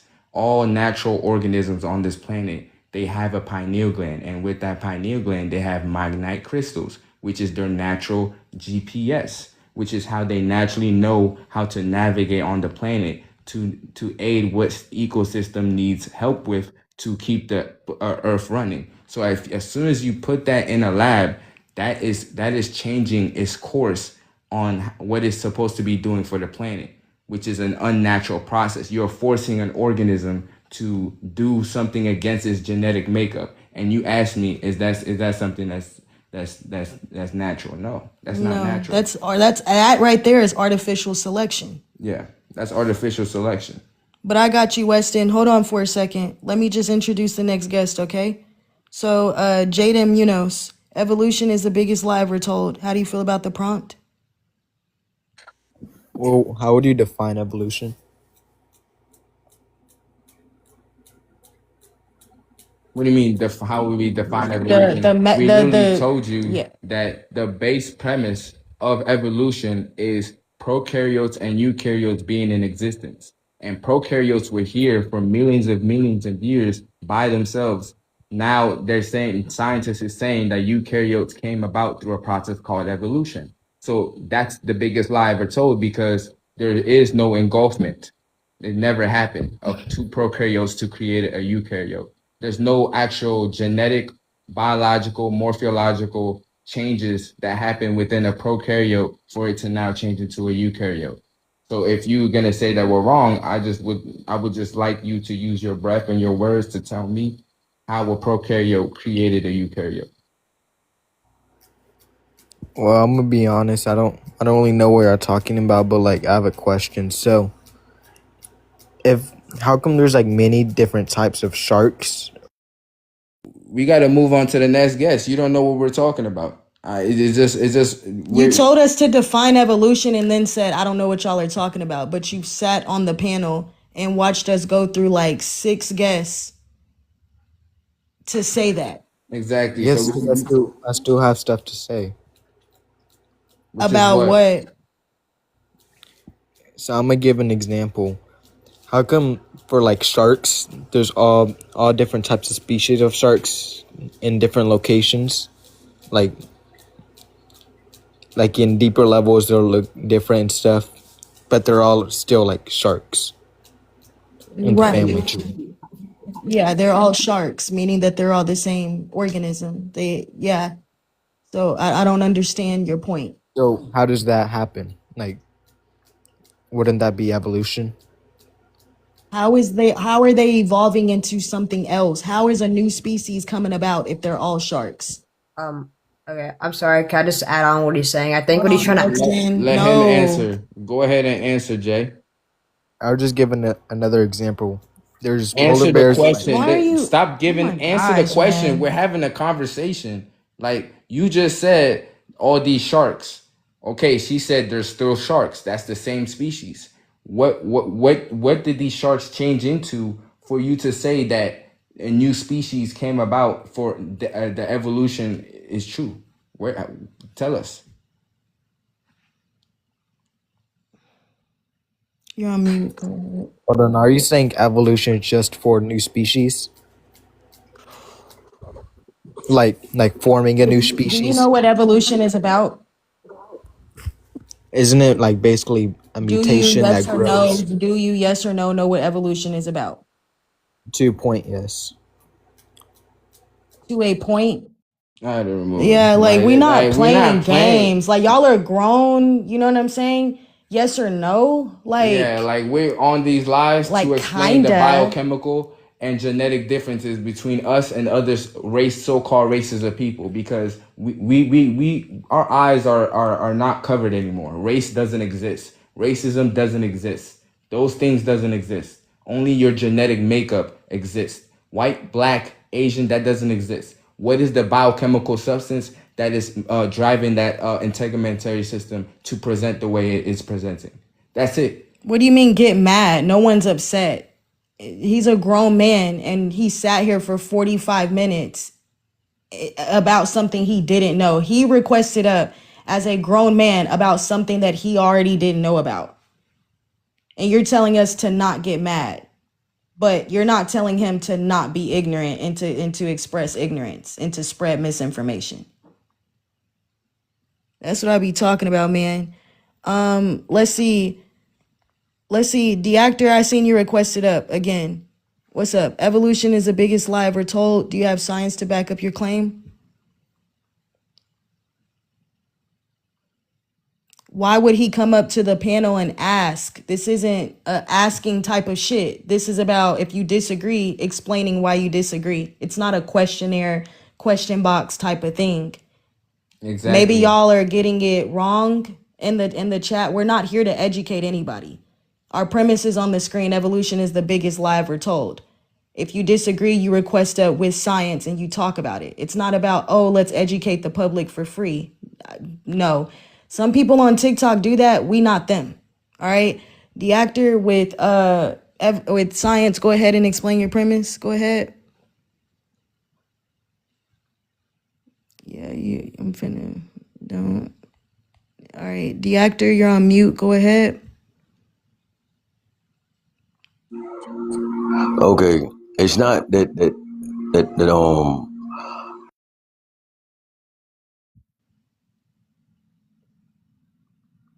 All right. I'm not sure what's going on. He's back on mute or whatever. Like, the actor, you're on mute. Go ahead. you. But anyway, like when the baby's in the womb, the woman's womb, it goes through a process of like this transformation of like from being a cell and dividing, and it accomplishes this transformation that takes like a billion years of evolution in only not like few months. It's like a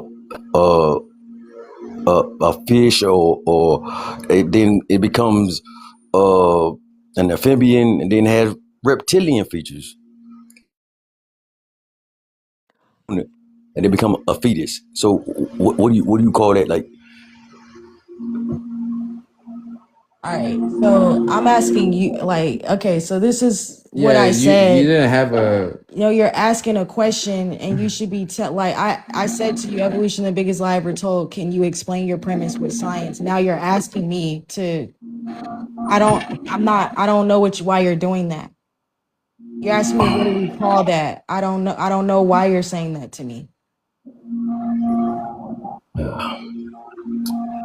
I don't know either.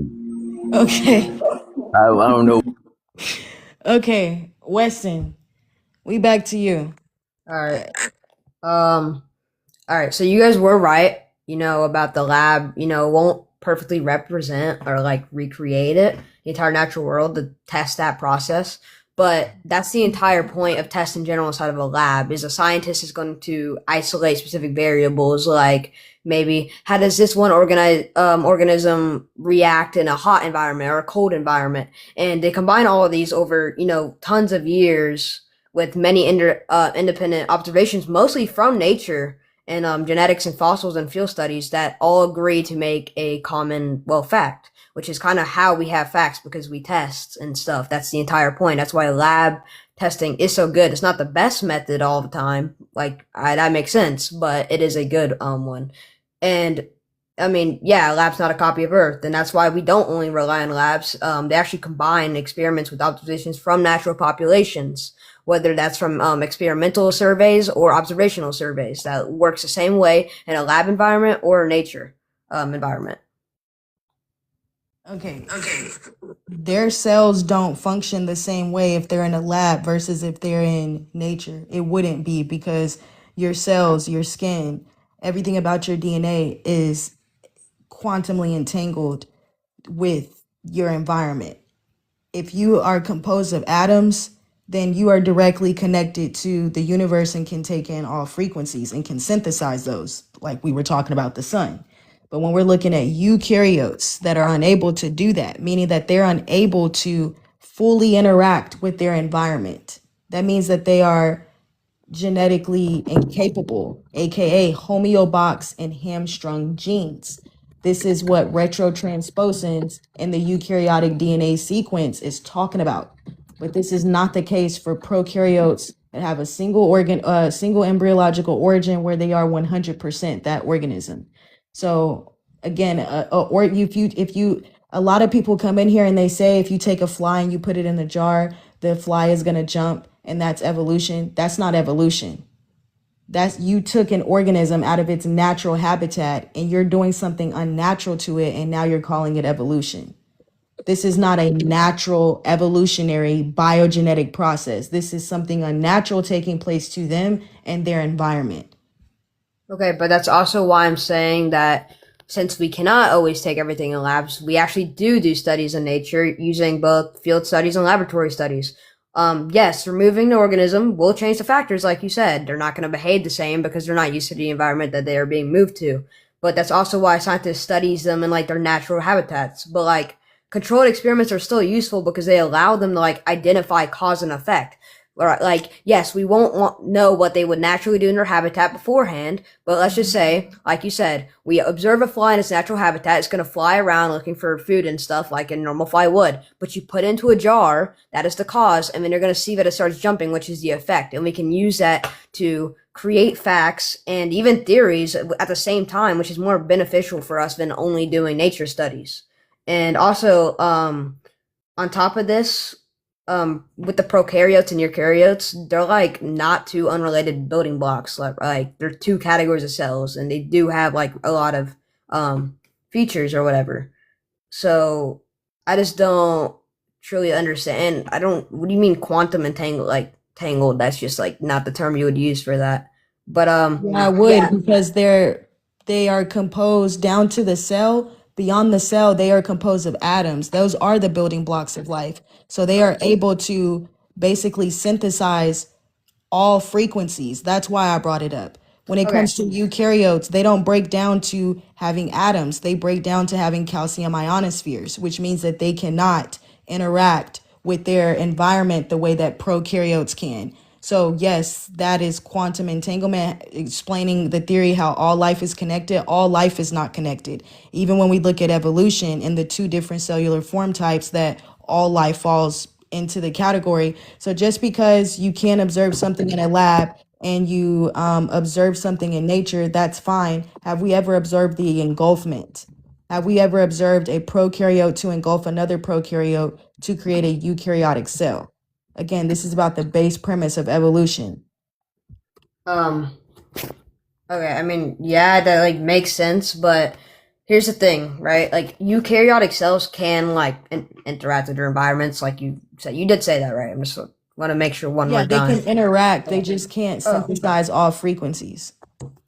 They can do that actually, but okay. So then I'm So- going to take you back to what we talked about with UV radiation and the genetic mutations, and the fact that eumelanated and pheomelanated and in vitro eumelanated and pheomelanated organisms can only interact with UVA and UVB. They cannot synthesize ground level UVC radiation like we've seen in the last 11 years. Okay, well, here's the thing. So okay. So you're trying to argue that your eukaryotic cells just cannot are limited because they can't synthesize all frequencies or whatever, like prokaryotes.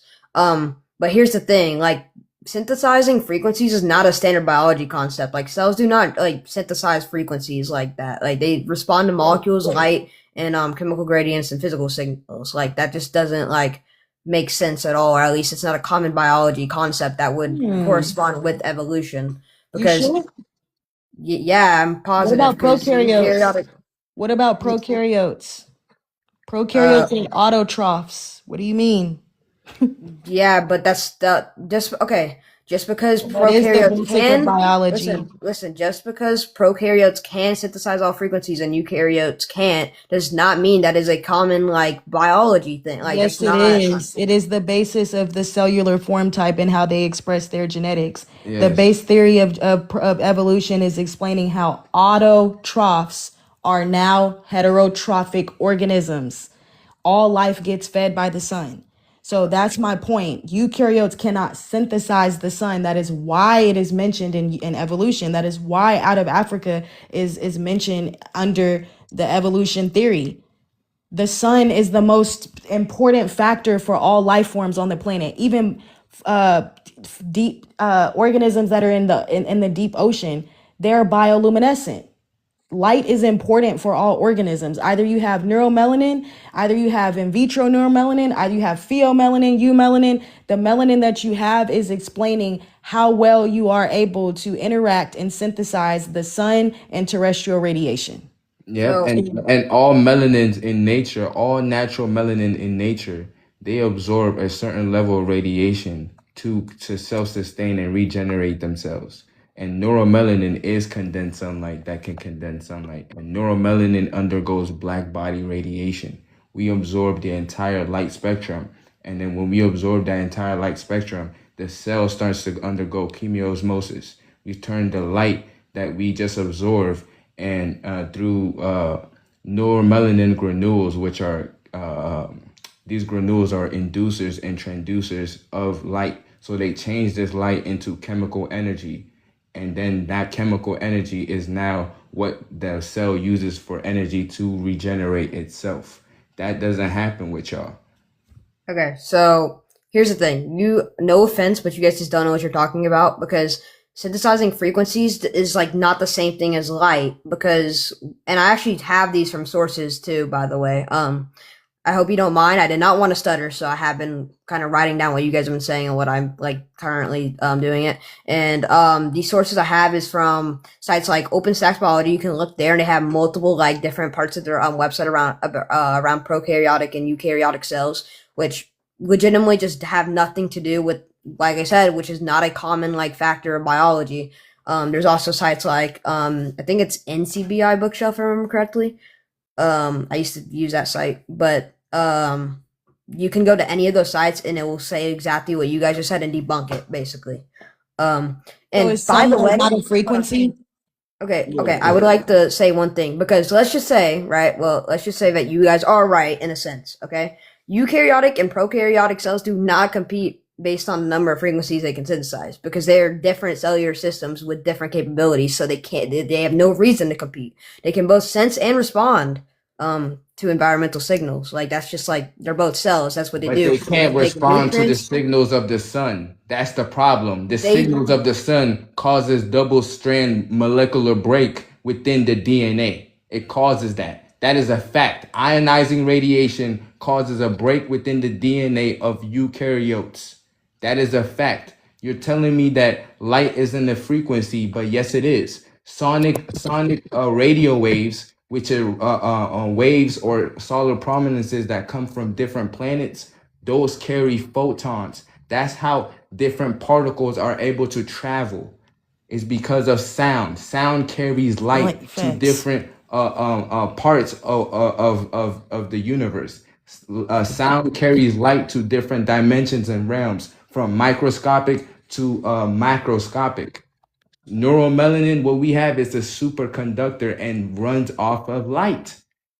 You see what I'm saying? We absorb the entire light spectrum, which means we absorb all frequencies: radio waves, microwaves, cosmic waves, terrestrial radiation waves. We absorb the entire light spectrum without dissipating out of any of our cells light. We only dissipate the energy as heat, which means we utilize that light to create chemical energy within the body, which is why now the cells are releasing heat. So I have a question. I don't know if I heard that correctly or not, or maybe I'm just thinking, do you think that sound carries light? Yes, sound carries light. Really? Yes, sound carries light. Sound is faster than that's why sound is faster than light. Sound is also what scientists would call magnetism. It's consciousness. It's the field behind everything that you see, every living organism on this planet, which means prokaryotic are living organisms. Eukaryotic are non-living organisms, because you need the DNA, blood, and stem cells from another organism to regenerate yourself. So we feed our own cells. We create our own cells. I have a question, right? So if sound carries light, like you just said, how could that even be possible if sound needs is a mechanical wave that legitimately needs a medium like an air, water, or solid, and light is electromagnetic radiation that can travel through a vacuum? So that doesn't make any sense because sound cannot transport light or cause light to move because they're completely different types of waves. A light can move through an empty space, but a sound needs a medium. So that doesn't make any sense at all. They don't Is the even correlate. medium is the Okay. medium not the organisms that you're asking about? Do they not perceive sound? Do they not perceive waves? Is the universe you're in not composed of the same ubiquitous and amorphous particles? Yeah, The but universe is sound. And then when you say that's exactly electromagnetic what I'm wave, saying, these though. electromagnetic waves are made up of what? Photons. Photons are carried by radio waves. They're Okay. carried by that. So radio waves carry photons to send. This is how planets, this is how suns and different stars send messages to each other. I Okay, hope you know so that, right? I have a question So then. they send light to each other. I hope you know that. When the sun is emitting light and you feel it here on Earth, I hope you know that sound carried that light to the planets because the Earth is not a quiet. I hope you don't think the sun is a quiet organism, a celestial organism in space. It is making noise. The universe is loud. This is why you have cars here, you have buildings, you have different football games, soccer game, all of these different low frequency noises to block out what's happening in the universe. If you was to turn off the electrical grid, the whole planet would be loud. You would hear stuff from outside of the planet as well. Outside the planet. Yes, because radio waves. Okay, And the so reason we why talk. um uh um light hasn't been passing through the planet for how it was supposed to for these several thousands of years is because there's been an ozone layer that's been there, which is a reactive oxygen species that is made up of aluminum, sulfur, lead, and mercury, which is meant to try to block the waves of the sun. Sun, when you hear wavelengths, that's sound. I hope you know that. I'm just saying. I hope you know that. Okay, so yeah, so you're confusing. Okay, you guys just don't know what you're talking about with physics, okay? Because we're moving from biology. So Don't yes, tell me what I don't know about. That's Tell me, disrespectful. exactly. Don't. Yo, I'm not If gonna lie, I don't Wesley. know about something, you should intellectually debunk what I said. We're not doing that to you. We're not doing that It's to two you. people talking to you. You're on our panel and we're not telling you don't know what you're talking about. We're asking you questions. So then how is this? So then how do you explain this? It's intellect. You don't have to call names. You can just, if we don't know what we're talking about, prove that through your response to what we're saying. Yo, I'm not gonna lie, he packed you guys up and All right. So God's child, evolution, the biggest lie ever told. How do you feel about the prompt? Yes, I do believe that evolution is the biggest lie ever told. I absolutely do. But I also want to. It's been like since 2008, so since I had took microbiology, I'm a registered nurse. But what I came up to say was I wanted to talk a little bit about um, skin cancer. I don't know if I could say the C word, but it is true that people without unmelanated people cannot tolerate the sun. Um, I don't know of any black people with that. I've never taken care of a black person with skin cancer. And but what I wanted to say about the one of the white people that I took care of, white T people that I took care of with skin cancer, it was actually shocking because he went into the hospital with a pimple on the side of his head, and when he came out of surgery, this is what the sun did to him, and causing him to get this. Half of his head was gone. Um, they had to cut half of his brain out from a pimple All you could see on the surface was a pimple. But he had came out with the half a brain. I had to count all of his sutures. Actually, it was staples. I counted about 90 of them around the circumference of his head. His family was really upset, of course, because they just thought he was going in to take out a little bit, not half of his head. And I don't know, it was very tragic, but they cannot tolerate the sun. So melanin can tolerate the sun, and I don't. This guy had to wear a helmet over his head, and if he ever fell, that would be fatal for him. So, and he also had Alzheimer's, and we had to just watch him like a child. I got you with that, my sister. You're saying that these people undergo acute body radiation, and you're saying that in your lifetime you've never seen that expressed amongst our people. I've been a nurse for 30 years. Yes. I've never seen that with our people. Now we do get, as our people, we do get, internal cancers, but I've never seen skin cancer like that before. And that's, skin cancer it's very, it can be very fatal. Okay, I got you. Thank you for sharing that. So yeah. And I was listening to you guys talk about cell replication. I do remember that. That's basically what cancer is. When cells begin to replicate, and there's a wild cell there, it begins to grow because all of our body. 10 years ago, you have a different body than you had 10 years ago because all of your cells go into proliferation, and it takes about 10 years to create a new pair of lungs. That's the reason why, they like to tell people not to smoke, because a lot of times the smoke damage makes the lungs look like dead meat, basically. I gotta take you off, my sister. F1 in the chat. Let's please say unalived. This TikTok live is for educational purposes only. All right. I know that it's a nuisance, but we do have to make sure we use TikTok friendly language. My page just got banned at 15K for that same reason. So please, when you're on lives, make sure you're using TikTok friendly language because someone can lose their page for that. I understand where my sister is coming from, and I'm glad that she is talking about what she's seen in her lifetime.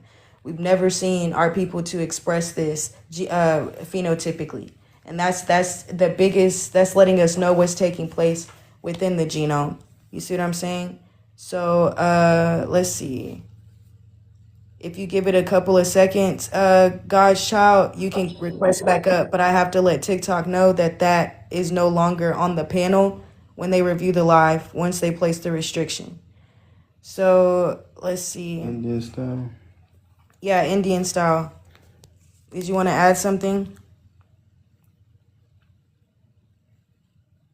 No, I'm listening. I'm just it's funny to just see like their desperate explanation.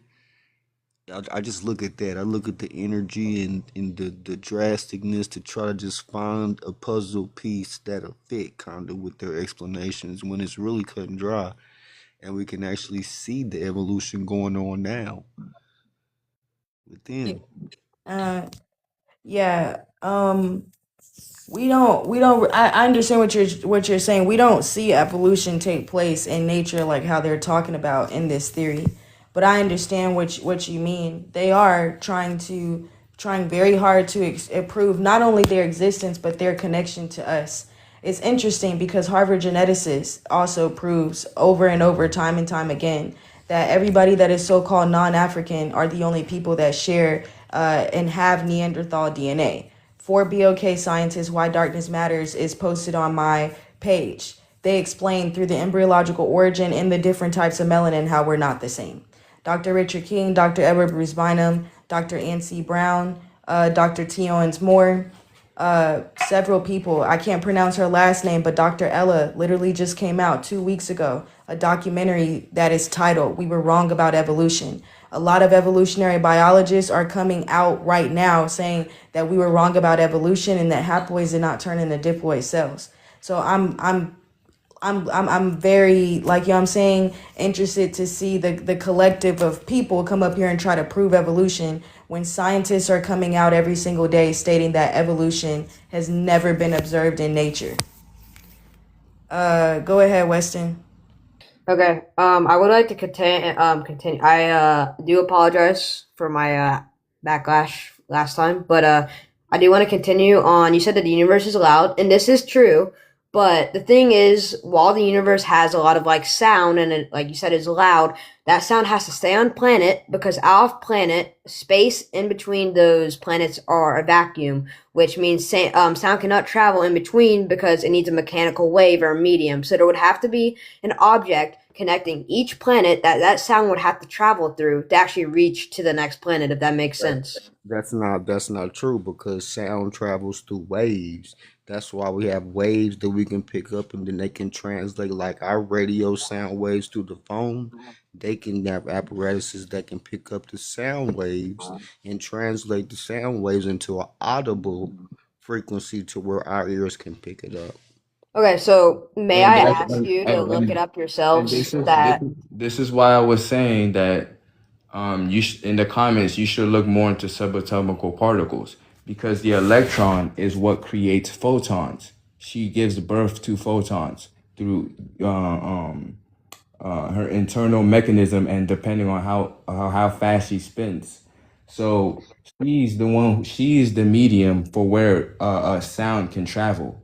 You see what I'm saying? And she operates with magnetism and sound at the same time to create light. This is what happens in the cosmos all the time. Yeah. Electrons are communicating with other electrons continuously with photons to accumulate data. You see what I'm saying? And the way that they're sending off these photons to each other is with magnetism, which is sound. Sound can be controlled. You see what I'm saying? And depending on how fast the subatomic particle can spin, which can do a wave particle duality, it can make that sound go faster than light. Yes, it's consciousness. It's all about thought and will. And electrons have the genetics and are the carrier of all memory in creation. And the reason why she can do that is because of how fast she receives information and how fast she can send information to her reflections. And that is done through radio waves. And the brother up top explained it perfectly that these waves, sound waves, get transmitted differently as it goes through different portions of from microscopic to macro of our body. Okay, so before what I'm gonna say next, I just do want to make sure you were going off of scientists saying that scientists are saying that evolution, they were wrong about it and everything, right? So you do trust in scientists to a certain belief, correct? Bro, So okay, I they're know. Okay, amending okay, my bad. the long story short is they're amending their record just like court. Court was law and then things get amended. Okay, They're so going through if the you, I'm no, sorry, we're but talking if about the scientists. Let's stick with the scientists. The peer reviewed professionals with lifetime study and formed point of view and informed to a certain extent, the information is changing. So therefore, by default, even without them acknowledging the change in the update is there. okay, so then it means that NASA you would consider a actual good thing because it is confirmed by the government who They're actually funds they're and works with them, right? they're a half truth teller. They went to the Dogons before they established, and then substantiated with their late tools what the Dogons told them without modern telescopic. You know what I'm So saying? now we're going to conspiracy theories. No, we're not going with Oh no! conspiracy theories. Really? You got some money on it, Weston? Yeah, yeah, we're not going with conspiracy theories. The Dogon tribe knew how to use telescopes. They knew about neuroanatomy. They knew about astrophysics before any scientist on this planet that is Eurocentric knew about it. Knew So about Sirius the thing AM. is, the scientists that we're saying are independent scientists that actually speak on neuromelanin and speak on the different types of melanin because the Eurocentric scientists they have an objective amongst themselves that they can't speak about neuromelanin and different other natural melanins unless they have a conference every 3 years about it by themselves. You got Since you didn't know that, eukaryotic scientists from Asia, eukaryotic scientists from America. You got all these different eukaryotic scientists all over the world that go and have a meeting and talk about our melanin specifically, and then don't invite us in it. Yep, melanin So, conferences. so yeah, this is why Camille, we're give me an saying that apology. Weston, this. you owe me an apology because you So was the wrong. science, Okay, yeah. well, So the scientists that we named are scientists that did studies, but they work independently. They don't work for no company that is stealing from their people. You see but what I'm we're not. saying? And Okay, I'm not talking about melanin though. And also, if NASA's been around as long as you've said, then wouldn't they Like be I more said, trustworthy? And also, the Americas are older than Africa and every other continent. we So, know if that. anything, We that know makes it that. more factual. We know that. We know what? that. Okay, what is okay? Now you're trying to tell me that a landmass is older than another landmass, so now information can be credible. But you're talking to me about the scientists, and the scientists that you were trying to tell me earlier about are only 7,000 years old. You see what I'm saying? These scientists that you're telling me about are only 7,000 years old, and their creators are much older than that. But I'm talking about the specific scientists.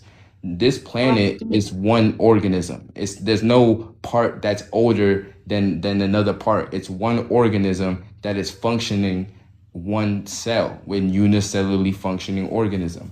All the land masses share the same genetic material, which is hydrocarbon.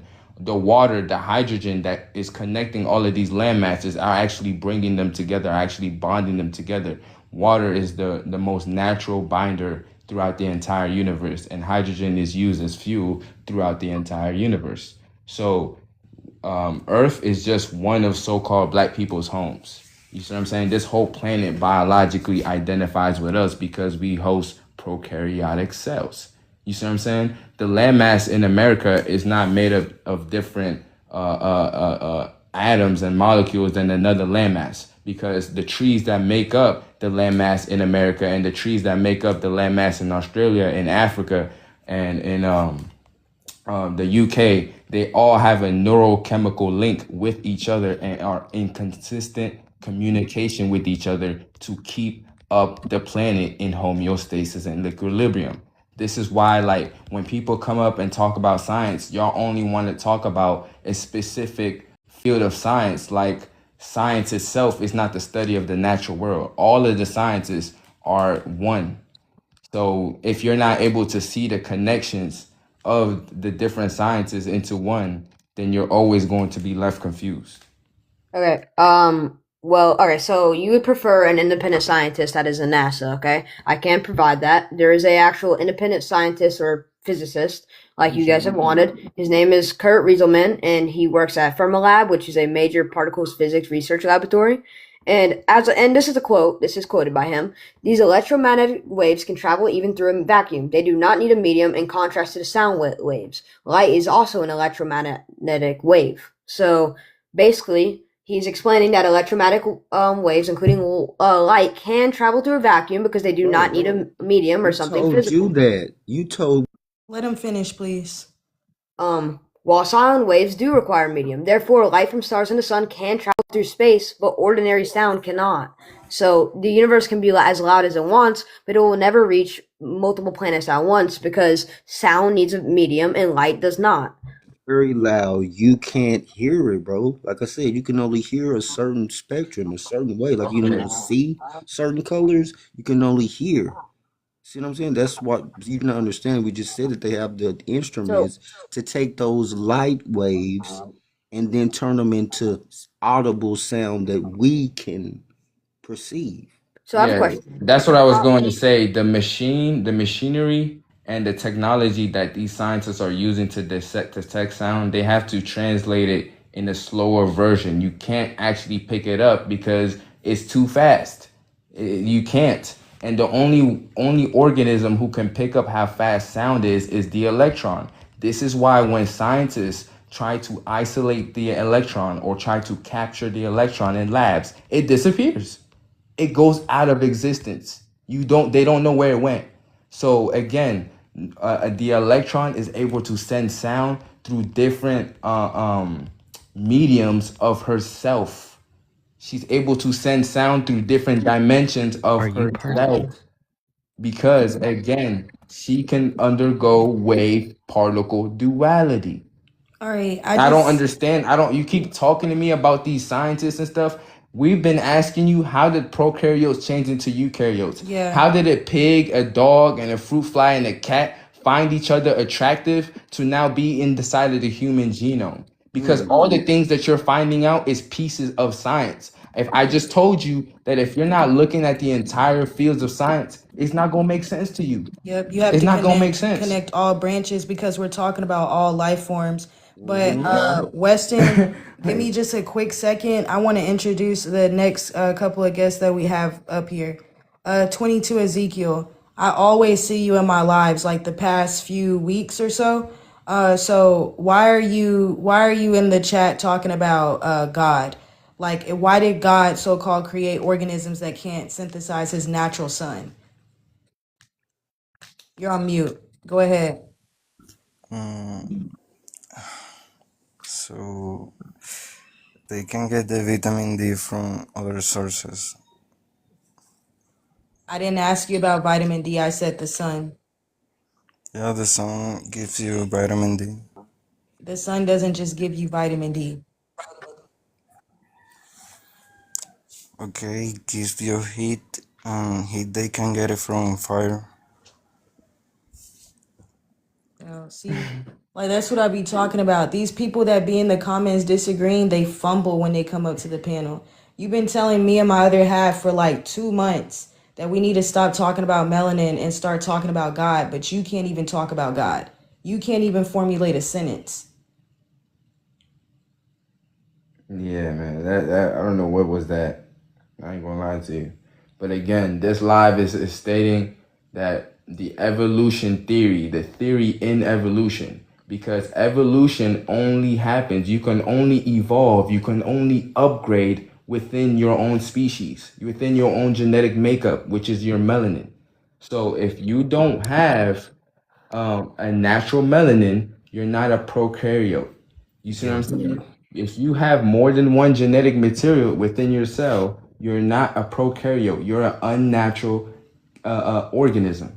And And that's what they want to try to to explain synthesize, away. frequencies, to synthesize proteins, to synthesize chemicals, all of that means is to bring into harmony, so you can see it clearer and you can receive the information that you're synthesizing precisely and concisely. Go ahead, Blake. Evolution, the biggest lie we're told. Go ahead. Yeah, you're talking about melanin. What?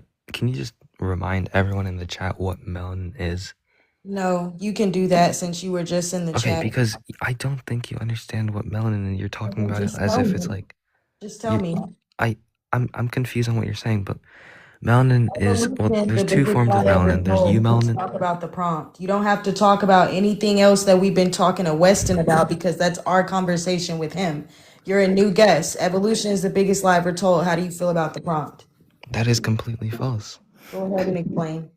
Explain, because evolution has been seen throughout or not throughout history, but it has been very well documented by many different scientists as well as many people. It's just a very like very researched topic throughout, like fossils, all science, biology. It's just evolution is just a very staple part of biology. I don't get how you're calling it a lie. So, can you explain how all life is connected through a single embryological point? Scientifically, please. I mean, technically I think what you're trying to say, That's a No, very let's weird answer way my to say it, question but about all life is all life connected. forms did come from one single common ancestor. Explain How? it. What do you mean explain it? It just everything branches off. How? Okay, so basically, first it started with single-celled organisms, which is basically like small little, things that don't have smart life, whatever. And then after that came multicellular life, sort Oh, of like algae and other stuff. Who And gave then you it that? and then it so an formed like inanimate object, a non-living organism created a whole host of new organisms known as eukaryotes. sorry, repeat that. Yeah. Non-living organisms that are inanimate are Non-living responsible for. non-living organism? Yes, that's what you just said. I did not. So what did you say? I said single-celled organism. You And know what that means? what was the explanation that you gave for the functionality of the cell?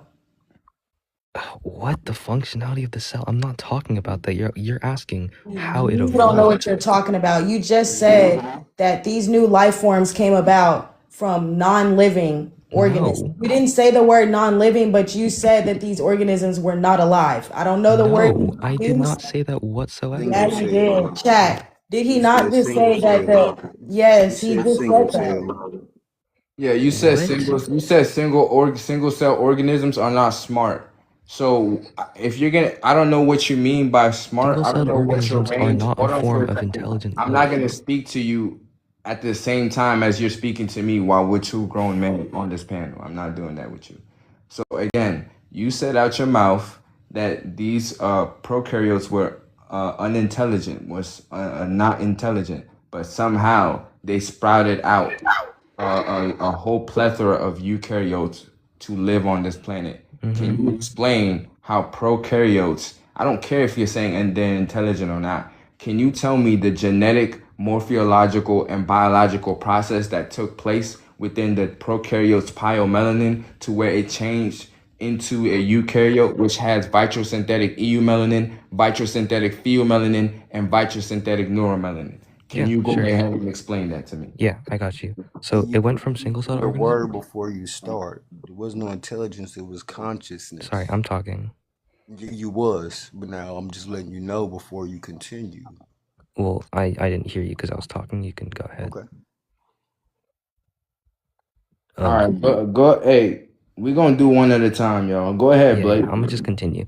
So basically, it started with single-celled organisms, which then became multi-celled organisms, and then basically those multi-celled organisms just continued to expand onto greater and greater forms of organisms, which first evolved into fish, and basically these fish, after basically Earth, back then the atmosphere didn't really hold any air, so you really couldn't live on the surface or on land. So basically, everything lived in water. And then after some time, when the atmosphere developed, because Earth was of course a developing planet at that time, and then after the time that the atmosphere was there, then plants were able to go onto land, and then after that, amphibians, which means that they half lived in water, and then they half lived in land, and then after that it was reptiles, and then just a bunch of other stuff. Like from reptiles came birds, and there's also mammals that came from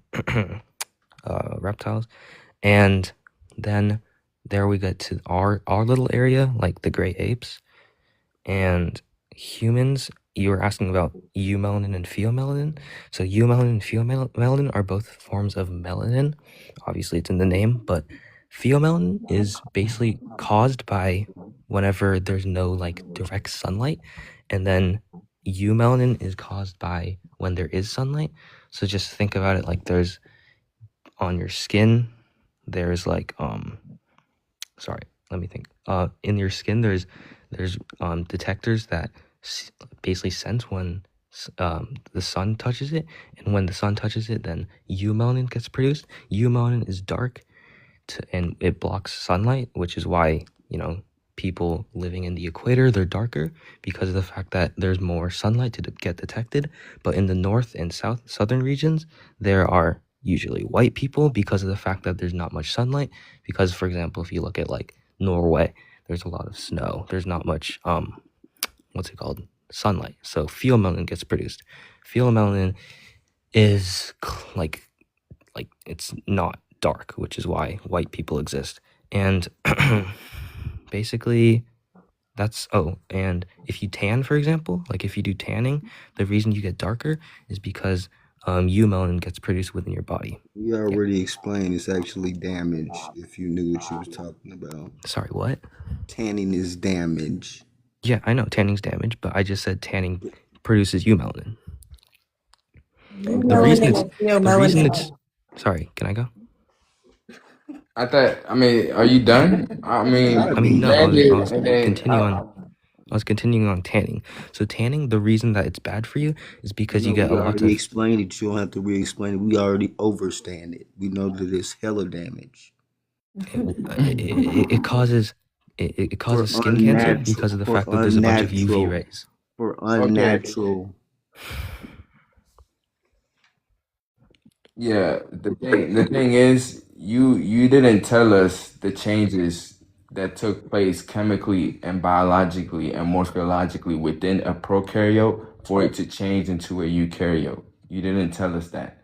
You just said over a process of time and changes. Y'all love using the word mutation, Yeah. changes, and time, but that's not telling me nothing scientific, nothing biological that's taking place with the cell. Because this biology means how the melanin is civilizing all the molecules and cells into formation. Stop over talking. That's what the biology means. It means life. And melanin is the chemical key to life.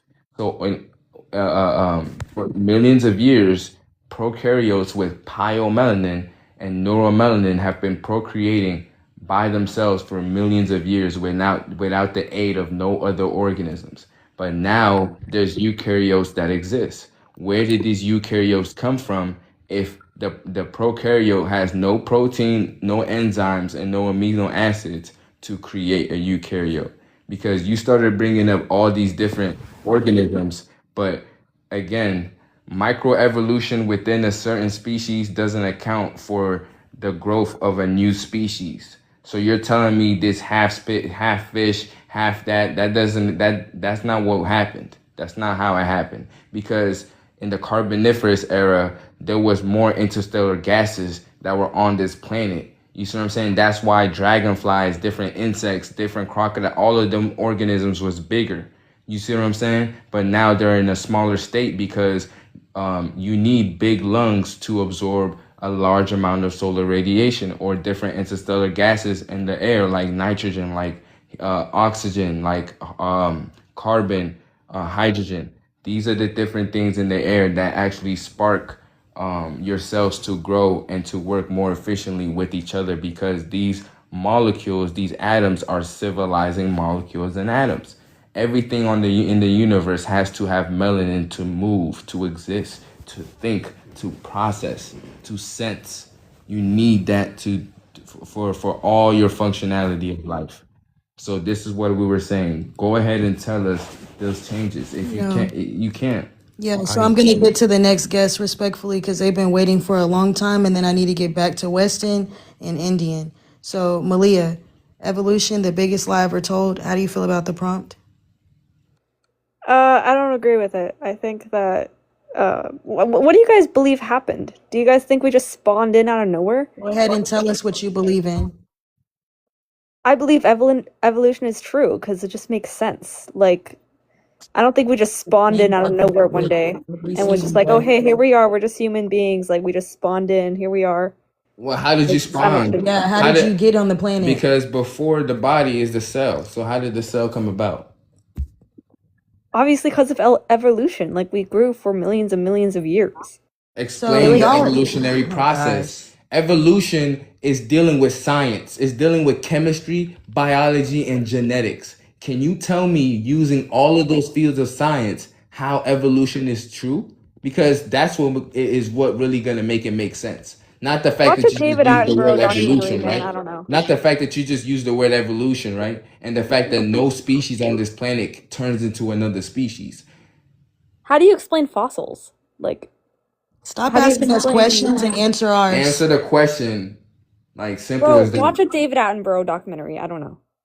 You don't know shit. Then get out. The fuck? You Would don't you sit know. here for 30 minutes and listen to 2, 3 different conversations to say, I don't know? It makes sense. It just But makes sense, if it because it makes just so much happened. sense, your Millions and mouth will millions be and able to millions of tell years. me what the fuck made sense in your mind. But it don't make sense. It's a fucking lie. The fuck? Evolution theory is saying that you just responded out of nowhere and you came from a monkey. That's what it's saying.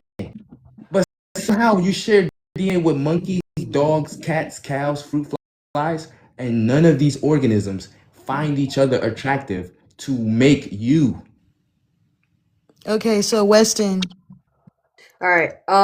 Okay. I'm not trying to be like the rest of them, but I know you guys have constantly mentioned melanin, and I do want to go off the fact that melanin actually supports evolution, and it does not disprove it because, like, humans are one species, and differences in skin color are adaptations to legitimately different environments, like what I said when I first joined up here. Evidence that humans are separate groups. Melanin is a pigment that helps protect skin cells from the UV radiation, like you said, causes inflammation. Correct.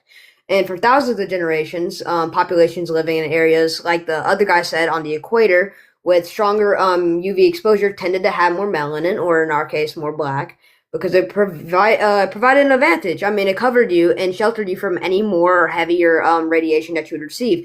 That's the reason why down south or maybe west, people will tend to be darker than they will up north because there's not as much sunlight affecting them. Okay, so Weston, I got a question for you. Yep. Hold on, let him finish, please. He hasn't finished, bro. He hasn't finished saying anything. Let him finish.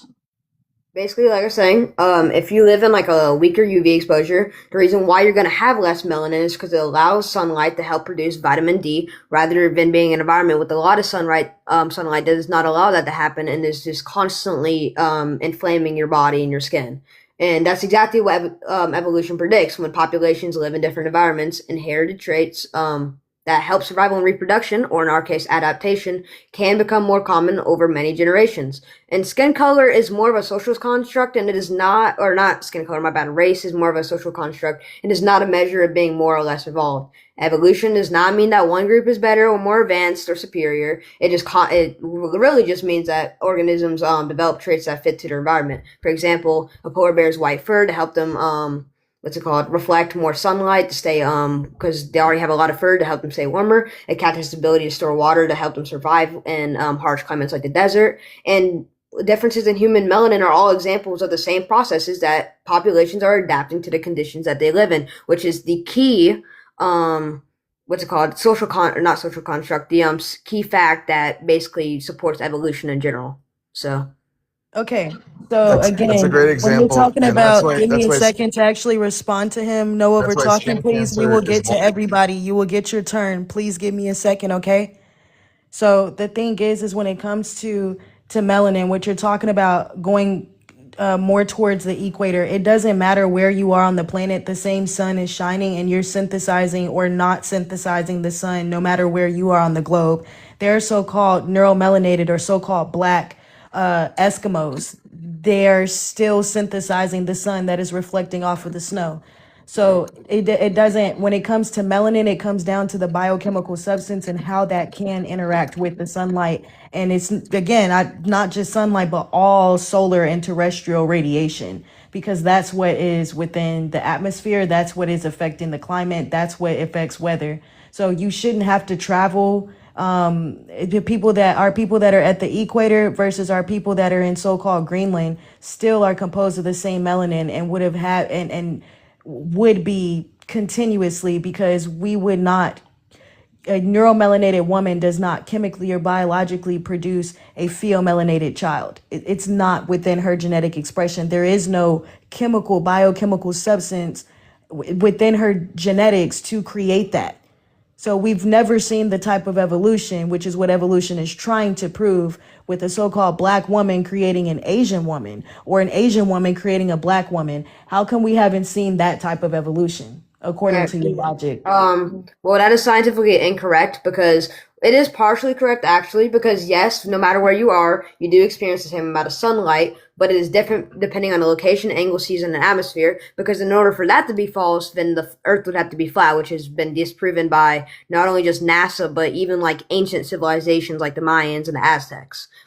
So yeah, it does not receive the same amount of sunlight everywhere. The sun does produce the same energy, but different places are going to receive different amounts of it because it is curved and tilted. So, like for example, near the equator, sunlight's going to hit more directly and is concentrated over a smaller area. Near the poles, sunlight arrives at a lower angle, which is why in the north there's not going to be as much sunlight. There is still sunlight, but not enough to have darker melanin that you would need, because if you did, then you wouldn't be really getting any sunlight at all, and you'd be freezing and you'd die to freezing, which is why there's darker skin colors and All right, we gotta say unalive. We gotta say unalive. All right, go ahead and land, and then you know what I'm saying. If the live gets flagged, I'm gonna have to remove you from the panel until it gets cleared. Yeah, we gotta say unalive instead of DIE. So I get where you're coming from. It's just again, you're saying that it's scientifically incorrect when it's not. When it comes to the biochemical substance, when it comes to all the types of melanin, right? Because that's what's interacting with the sun. That's what's telling us if you can biosynthesize the sun radiation or not, is the type of melanin you have, which tells us the type of DNA you have. Are you natural to this planet? Are you able to synthesize radiation? If you can't synthesize the sun radiation, how are you natural to a solar radiated planet? I don't think you really understand what Give any me of a those. second, all right? It doesn't I don't matter think you about what I understand any of those words. understand. I'm talking to him, so allow him to respond. Okay, so is what you're saying? I was want to get this, all put down. So, are you saying is that you're based off your genes, that determines your melanin? Your genes is your melanin. Okay. Your nucleic acid is explaining the melanin that you have. That's why you keep saying the word melanin, but you're not telling us the different type. That because what they tried to tell us is that humans have one type of melanin, and that range goes up and down from EU melanin to pheomelanin. But that's wrong. So-called black people don't have no animal DNA, so there's no way that we can have EU melanin or pheomelanin or vitrosynthetic pheomelanin and eomelanin. We have what you call neuromelanin, which is condensed sunlight, and is the only macromolecule that is condensed sunlight and that can condense sunlight. And it's a civilizing molecule, and it reproduces on its own. It transforms itself in the blood when the UVC radiation hits our blood, when it hits our hemoglobin molecules. This is what happens. Go ahead and land Weston, and then I'm gonna get to Indian, and then Barakin. All right, I have one more point, or just continuing off that. So that is partly true, but that definitely needs clarification, because genes do not equal melanin in a sense, because genes are the instructions that tell your cells how to make and regulate melanin, not to produce it. And melanin is the pigment itself. So if you're saying that genes are melanin, then there's no point of even having two different terms if they're the exact same thing. And differences in certain genes affect how much melanin your cells produce and what type of melanin is produced and how it's distributed, which comes from your parents. So genes does not equal melanin, and that's. Do you get your genes from your parents? Yes, you do. Okay, so you get your genes from your parents, and then you said that it's the genetics that actually is expressing the type of melanin, correct? Okay, well, what I'm trying to say is... I'm just asking you a simple question. Your genetics determine the type of melanin that you naturally produce, correct? Yes. So then they are one and the same. I got you with that. Yeah. Indian, go ahead. I know you wanted to say a few things. Yeah, I just had to point something out because we talk about things being natural and what that does in the realm of genetics and things. But see, that hairstyle up there, that's called a natural. That's encoded and instructed by the melanin. Some people's quote unquote melanin that they claim, their hair follicles grow down. So what's the difference in the information in my melanin in this picture, which is actually my great auntie, that's called a natural. So there's got to be the difference in the transmission of whatever melanin they claim, because the highest form you should look like a tree. The highest form of melanin is neuromelanin. Yeah. That's Right. the only biochemical substance that is condensed sunlight. Plants are allomelanated. They can't take the full spectrum of radiation. That's why they need 4 to 6 hours of sunlight or 6 to 8 hours of sunlight, and they will communicate with each other through the mycelium network to produce shade or canopy for the trees based off of how much light they can actually take. Yep, and the type of melanin that you have is going to tell us the type of DNA that you have. You see what I'm saying? People saying that genes is what tells melanin. No, melanin is what makes your proteins. Melanin is what civilizes all your organs to work in unison with each other. You see what I'm saying? It's a living substance. It's biological living light. So it is the genes. It's the genetic material because nucleic acids are made up of elemental atoms, and your melanin is a biochemical substance that is made up of elemental atoms. And the elemental atoms that construct neuromelanin is hydrogen, helium, oxygen, nitrogen, and carbon. And the thing is that neuromelanin is present during early embryogenesis. So exactly, neuromelanin literally is what is causing the heartbeat within our woman's totipotent stem cell before it's fertilized, which will be called an undifferentiated stem cell. It already has a heartbeat.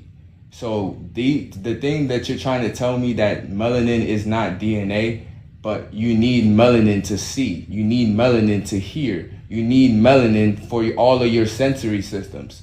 How is it that you need melanin for all your sensory systems, but it's not your DNA, but it's coding your proteins, it's making your enzymes, it's what tells your cells where to go and stretch to become tissues. Somehow it's the primary controller and driver of the mental and physical shape of the body.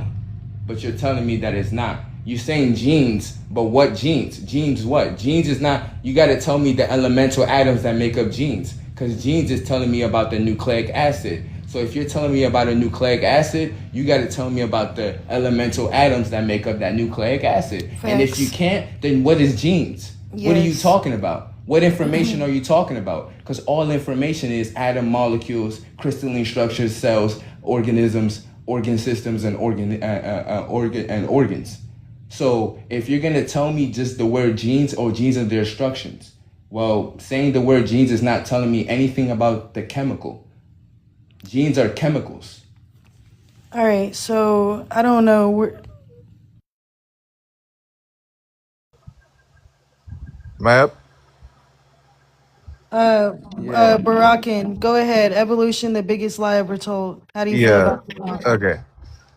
So I'm gonna pull away from the melanin conversation for a second because that seems to be a dead end for everyone on the panel. Watch your vernacular Yeah, language. so feel free to request back up. Please say unalived. All right, so it is actually Norma Sanders was up here way before. So go ahead. Evolution, the biggest lie ever told. My bad. Go ahead. You're on mute. Norma Sanders, did you mean to request up? All right. I think it was an accident. So, no. DIE cannot be said. DEAD cannot be said. All right. BOMB cannot be said. All right. So keep it TikTok friendly. STABBING cannot be said. So be Okay. mindful. Okay. All right. Mindful of it. All right. You guys know how when you get sick, you ever gotten sick before in your life? Evolution, the biggest lie ever told. Have you ever? About evolution. I have I a need to point. know your point of view on the topic. Do you agree Evolution or is disagree? evolution is obviously real. Okay, so go ahead and explain that using science and biology, please. In general. Okay, yeah. I'll do it simply. You know how when you get sick, you ever gotten sick before in your life? You ever gotten the flu or like mono or just gotten sick in general? Anyone? I'm assuming you have. I'll just take that as a yes. All right. So it's happening in your body when you get sick is that you're being affected by a changing set of conditions in your biochemistry. Your physiology is changing. You're being affected. This is a very, very, very simple version of what extrapolated over the course of multiple generations of a species is mutation. So if your physiology isn't sufficient enough to deal with the sickness, you will unalive. And over the course of many, many generations of your species, you will either have successful genes or unsuccessful genes. Does that make sense? How does this prove the engulfment between prokaryotes and eukaryotes? No, because the virus that you're talking about goes back to the Byzantine and Justinian era, Multicellular 545, versus 540, unicellular organisms. 545 AD. These are the same viruses that have been recycled, and all venereal diseases, by the way, are connected to y'all's DNA. Y'all wiped out 2 continents plus others with your seminal toxic fluid. I mean, yeah, your toxic seminal fluids. That wouldn't have happened if we were the same species. Red blood cell hemolysis and ischemia and zoonotic diseases don't get invoked when 2 BLK people procreate. Where That are you only getting all happens this? when we Why are you? Where are you getting? Go ahead, Wes. Oh my gosh, Go ahead, man. Wes. Okay, so I do realize I'm pretty sure I contradicted myself last time. What I meant to say was melanin is not a race marker or proof that humans are separate groups. It is a pigment produced by cells using instructions from genes, okay? Genes do not equal melanin. They are the instructions to influence how much melanin your cells produce, not the actual melanin itself. So, your cells do produce melanin, but not the type that you're thinking of that comes straight from UV radiation. Well, I mean it does, but it comes from that mainly comes from a common ancestor, and then after that it gets spread down to you, which you start producing your body. So the genes are the instructions, and the pigment itself is melanin. Okay.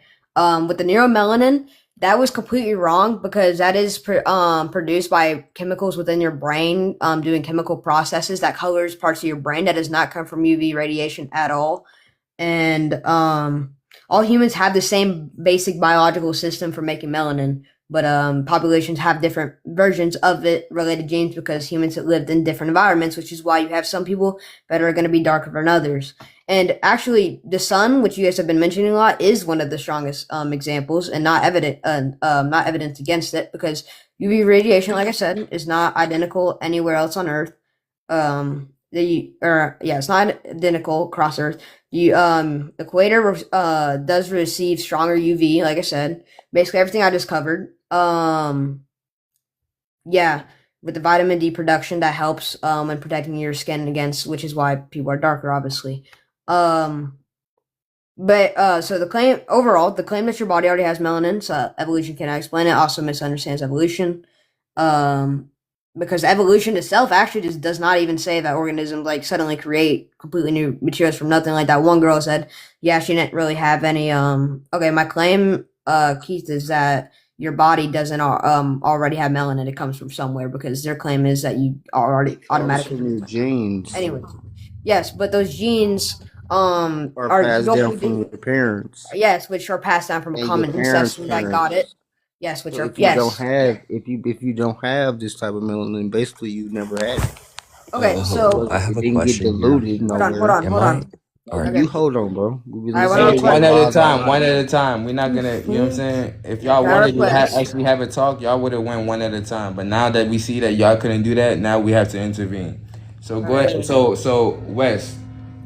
Yes. You keep saying the word genes. You see what I'm saying? That genes make up melanin. And you're not telling us the type of melanin that is making, and you're not telling me the chemical compounds that is in these genes. What genes are you talking about? What gene? You're telling me that all the genes do that? Because if you're saying that's true, just tell me which melanin is doing that, and the chemical that is these genes that is making melanin. Can you tell me that? Okay, well, like I was trying to say, genes are the instructions. They do not make it directly. It tells your cells to make it. They make the proteins and enzymes that control how your cells produce melanin. But going off that, yes, the chemical compounds are tyrosine, which is an amino acid. There's dopa. I think it also goes by L-dopa. There's also a lot of dopamine-related compounds and melanin pigments, which is found in human skin, such as eumelanin, pheomelanin, and that's really about it. And then the important genes that are involved are ones like the tyrosine gene, the MC1R gene, and the SLC24A5 and the SLC45A2 genes, which affect melanin production and distribution. If I could be wrong on that last one, but I'm pretty sure. Okay, so all of those genes that you mentioned are in eukaryotes and only make pheomelanin and eumelanin. You see what I'm saying? That's what you're talking about. But for neuromelanin, you haven't found a way to debunk what we're saying. You're just trying to say genes and melanin, but all melanins react differently to the sun. This is why we told you that neuromelanin is condensed sunlight that condenses sunlight because of its carbon-carbon chains, ether chains, hydrocarbon amine chains that all make up biological living light. You're telling me tyrosine and all of these different letters, let me tell you something. All of these different letters are all talking about vitrosynthetic engineered nucleic acid. And you want to know how I know that? Because all of the cysteine, the tyrosine, well, even if I'm not pronouncing it right, we both know what I'm talking about. All of those come from sulfurous and nitrogenous compounds and ammonia compounds, which make up vitrosynthetic pheomelanin, vitrosynthetic eumelanin, and vitrosynthetic neuromelanin. What all of those things that you named is for that eukaryotic species right there. This is why there's a lot of science facts out there saying that whites and Asians are born, or white tees and Asians are born with calcified pineal glands. And your pineal gland is what, depending on how it spins, it's the carrier of your melanin that tells your body how to form and shape. So this is why they say that y'all don't have pineal glands that are not calcified or that is filled with light. Your pineal gland needs to be filled with light to spin. So this is why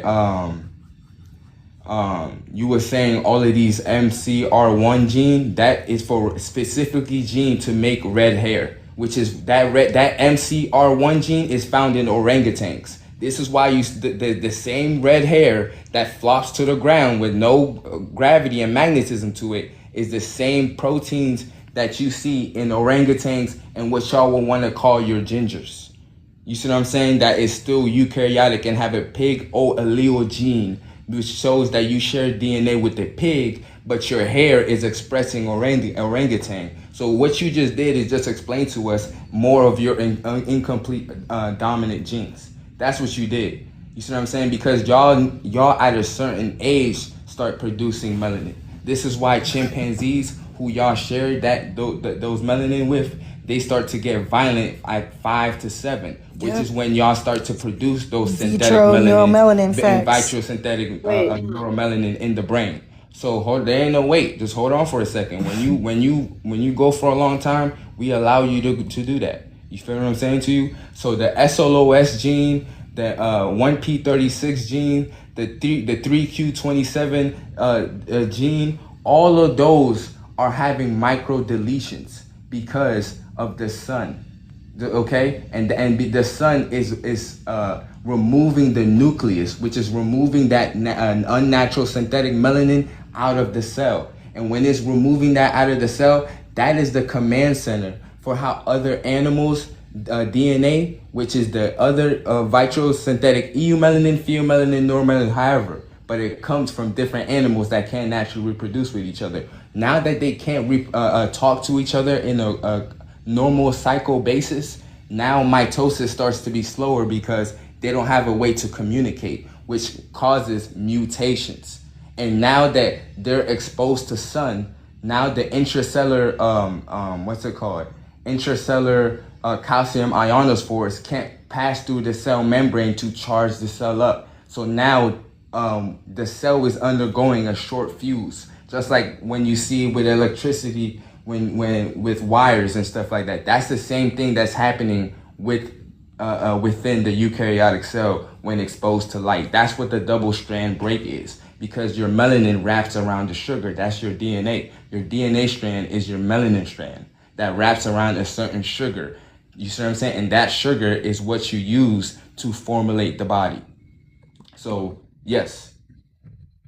Okay, but the bigger point here is that melanin production itself is not limited to humans or eukaryotes. So it doesn't matter whether or not a prokaryote can produce it or not, because at the end of the day, first of all, those 3 genes or whatever you just like mentioned, it has nothing to do with human skin pigmentation or anything. Especially in eukaryotic genes, and the reason why prokaryotes don't have it is because bacteria obviously don't have skin or same cellular structures, like you said. But that does not challenge evolution. It just shows that different organisms have different biological systems, and that evolution works by modifying existing systems over time and adapting, and like not by requiring every organism to have the same genes. So while what you're saying is factual, it not whatsoever does not debunk. Okay, I have a question. Or am I not allowed to ask a question? Am I allowed to? You give me permission to ask you a question real quick. Just land right quick so I can get to Keith. Okay. So does a eukaryote cell and a prokaryote cell both have to be able to adapt to consider evolution real? No. So then it's real. So hold on for a second. Let me finish my sentence. Again, a eukaryote has to stem from a prokaryote before it even has to adapt to its environment. Its origin, its cellular origin on how it came into existence on this planet. Wherever it came from on this planet, to its cellular existence, we are saying that it never came from a prokaryote. You see what I'm saying? Because prokaryotes have a different melanin than eukaryotes. And that's what I was just explaining to you. And you try to tell me that none of these genes that I explained have to do with the skin. Yes, it does. Yes, it does. Because again, your morphology deals with all of your chromosomes. This is why I say that when y'all talk about chromosomes, even when y'all talk about your own chromosomes, you talk about them separately, even though they're in pairs and homologous. You still talked about them separately, which lets me know you're not viewing life as one organism when you're talking about species. You want to talk about specific parts, but other parts don't correlate to what you're saying. You, like I said, you told me tyrosine and cysteine, and these create histones and centrols and endoplasmic reticulums, which are found in eukaryotic cells, animal cells. So-called black people don't have animal cells. We have prokaryotic cells that are coated in light. Anytime scientists use UV light to try to cut into our cells as soon as a little tear tries to happen, the whole entire cell absorbs the entire light spectrum that's trying to cut it. And when they absorb it quickly like a black hole. It's fast as sound and light. Literally, and that's proven by what is his name? John Biggerstaff? John Biggerstaff. Yeah, and there's a female scientist that's with him that did the study with him, and there's a video. I had it posted on my last page, but they literally talk about our melanin, so-called black people, our cells, our neuromelanin functions like black holes, and it's because of the morphic field. That's also proven by Dr. Rupert Sheldrake with morphic resonance, and how it's the consciousness behind the cell or behind the body that's actually functioning the body. So give me a second, Weston. Let me get to Keith, okay? Keith, evolution is the biggest lie ever told. How do you feel about the prompt? I feel like I know the evolution. It's called a theory. And I know there's no straight up evidence to 100% prove my claim that evolution is how we evolved. But I can be really sincere with you that evolution is the closest we can get, like the closest theory. So I wouldn't consider that as the biggest lie ever told. How is that a lie first? Can I have your opinion on this? Like evolution? Why is it a lie? Why would you consider this as a lie? This is the most reasonable and logical theory You just scientists heard can us give. talk to Weston, and now you're asking that. And You just sat here for the whole for explanation and then Yes. came off mute to ask us the I same said question. Don't y'all were overtalk me, talking about Why are you please. so unset. Don't angry? overtalk me, please. Okay, so All I'm right. sorry, So the but thing is, you're asking me to explain it when you just sat here and heard us explain all it. right, So that's okay. not really respectful. You know what I'm All right, saying? I'm sorry. So But explain to us why evolution is true to you using genetics and biology and scientific terminology, please. I was sorry about it. Was kind of confusing how y'all No, it were. wasn't. Go ahead. Okay, so it can be explained by just natural selection. How do I explain that? You learned that in 8th grade in middle school. So then This is like, explain it because an eighth grader can do it. Go ahead. all right. This is actually fifth grade science with prokaryotes and eukaryotes. The organization of life is fourth grade science. Go ahead. Wait, may I ask you, what is your education degree? Gosh, thanks What's for your, playing. No. Trina, evolution, the biggest lie we're told. Go ahead. Yeah. I just want to say we're different. We're sun children, and we have nothing in common with others. I mean, not being funny, but y'all melanin is not like our melanin. Their melanin is not like our melanin. Gratitude for sharing that. Facts. Gratitude and abundance. Okay, so Mhm. um, did you have anything else you wanted to add, or can I get to the next guest? Oh, you can go ahead. Okay, gratitude for sharing that. Let's see. Let's get to the thelinator. Yeah, I mean, I just feel like it isn't really a lie. I just feel like from the proof that we get from nature and like reproduction, like haven't you seen like animals evolve in real time? go ahead and Go ahead and explain explain yourself, explain please. to us how the evolution theory is real. I mean, like you could put it in like technical terms, like so like insects, they evolve like every day. I mean, and we may not be insects, but we're mammals and we evolve slower than insects do. So then Like explain evolution, please. I feel like Toodles, could you give me a definition real Oh quick? hell no! I know y'all not tag teaming each other on the panel like that. What the hell is going on? Uh, the For fuck? a simple question Question like for you, that, and you talking about Toodles? Like what the fuck? Toodles, evolution, the biggest lie we're told. How do you feel about the prompt? do better than your partner.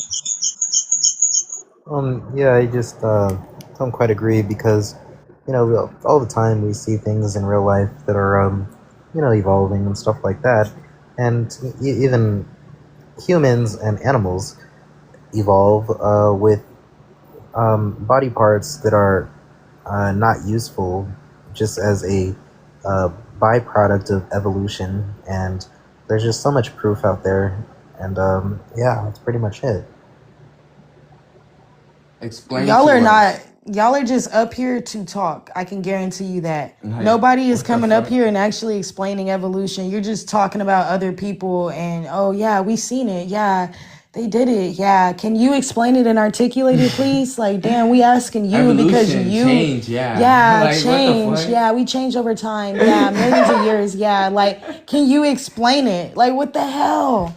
And What's that's the up? thing. Like, None of y'all on this panel have explained to us the biological and genetic and morphological change from prokaryote to eukaryote. You haven't done it. So this is what we're asking. all right, so fizzy bubbles. Go ahead. Evolution, the biggest lie we're told. Go ahead.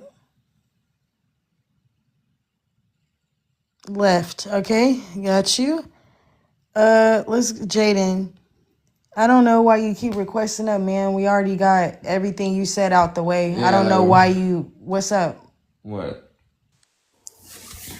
Well, I never got everything. Y'all kicked me before, but anyway. Mm. So if you were to put, I'll just use a human as an example. A human into another, like let's use Mars, if you're able to live on it. Would you, I guess you could say, like, change or mutate over time? What? Okay, I'm just not going to use a different plant, just like a different habitat. Would you change? It depends on the type of DNA or melanin that you have that will adapt to different planets based on its atmosphere and biosphere. So why don't you go ahead So and would you tell say us? you're, would you say you're Why don't you go passed ahead down? and why don't you go ahead and tell us how a prokaryote engulfed another prokaryote for you to be existing now asking me questions? How did that happen? Hold on, I was still asking my question. No, no, So no, no, would you no. say I answered your question. Now I'm asking you a question. Remember, it's a yes, but you conversation. didn't So get my question like right. You did. no, He did. We you always No, answer your let me question and let then me, you don't get it. So just let me like, explain it better, because y'all didn't understand. Like, what I mean is, like, if you were to live like in a rainforest and then you're put down in the desert, and then you get, like, let's say you repopulate, whatever, and would you, like, adapt or mutate for that? which one is it? Which one Like are you asking me? Adaptation or mutation? adaptation and mutation are technically like the same, because you How? got to mutate to adapt to your point. Oh my gosh.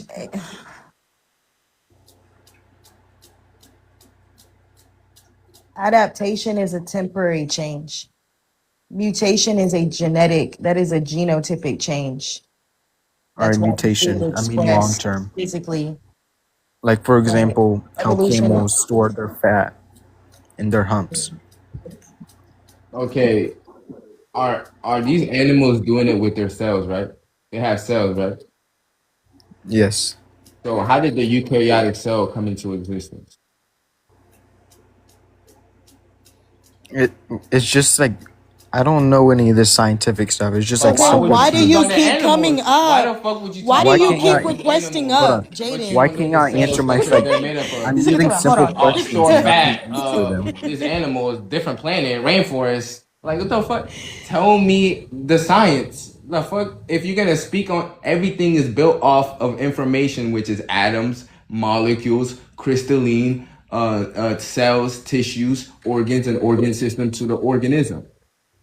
So why aren't you telling me about the start? Why would you start me at the organism? All y'all want to do is to come up and do that. Why do you keep Because the requesting up when organism you is don't the actual part. understand? What the Like, actual part that came from the genotype, right? yes. Okay, then. So why not talk about the instructions, the genotype that made the organisms? Why don't we talk about that? Because that's actually what I just gave differentiates. it a simple question, and then y'all trying to change it up because y'all can't answer it.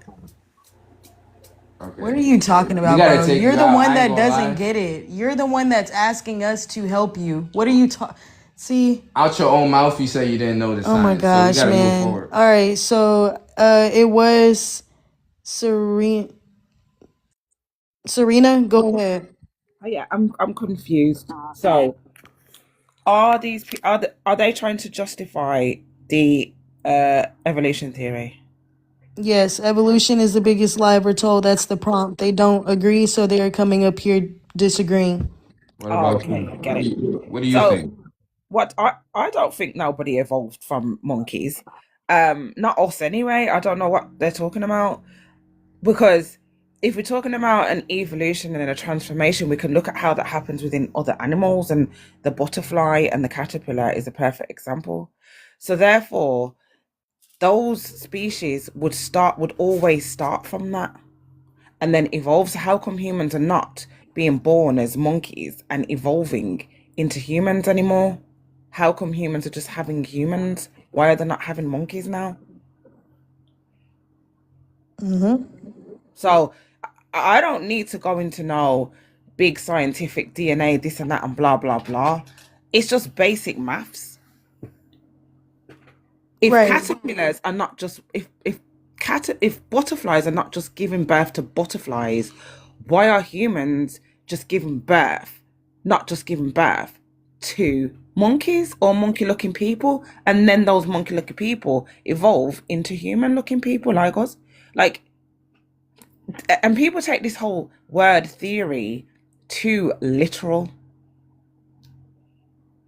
These people have came from the East and learned theories in the schools that they didn't go to, because I don't understand where the most of the populations, the poor, the they have like rich and poor. There's actually kind of no middle class really, and most of them don't go to school. So where are you learning these theories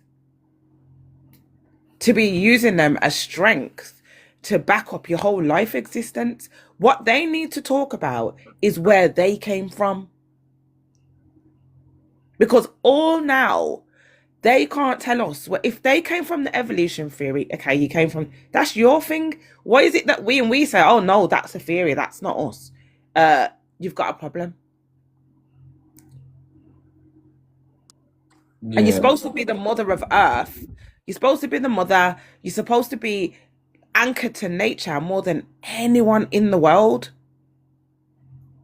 So how come you use scientific Western theologies to prop up your existence? Yeah, so yeah, the thing is, like, I understand where you're coming from. We should just be able to look at our phenotype and we can tell that we're not the same. But the problem is that as a people globally, we're subscribing to these people's system. So we know that we're not genetically and biologically the same as them. And when it turns out, when it comes to the origin of their cells, they don't share biology or genetics with any place on the globe. Yet we're subscribing to their system. They're policing us. They're teaching our children. We're paying for water because of them. We're also suffering because of diseases because of them. So that's the reason why understanding the science behind we're not genetically the same, anatomically and physiologically the same, is what will help us as a community leave this system alone and separate from these people.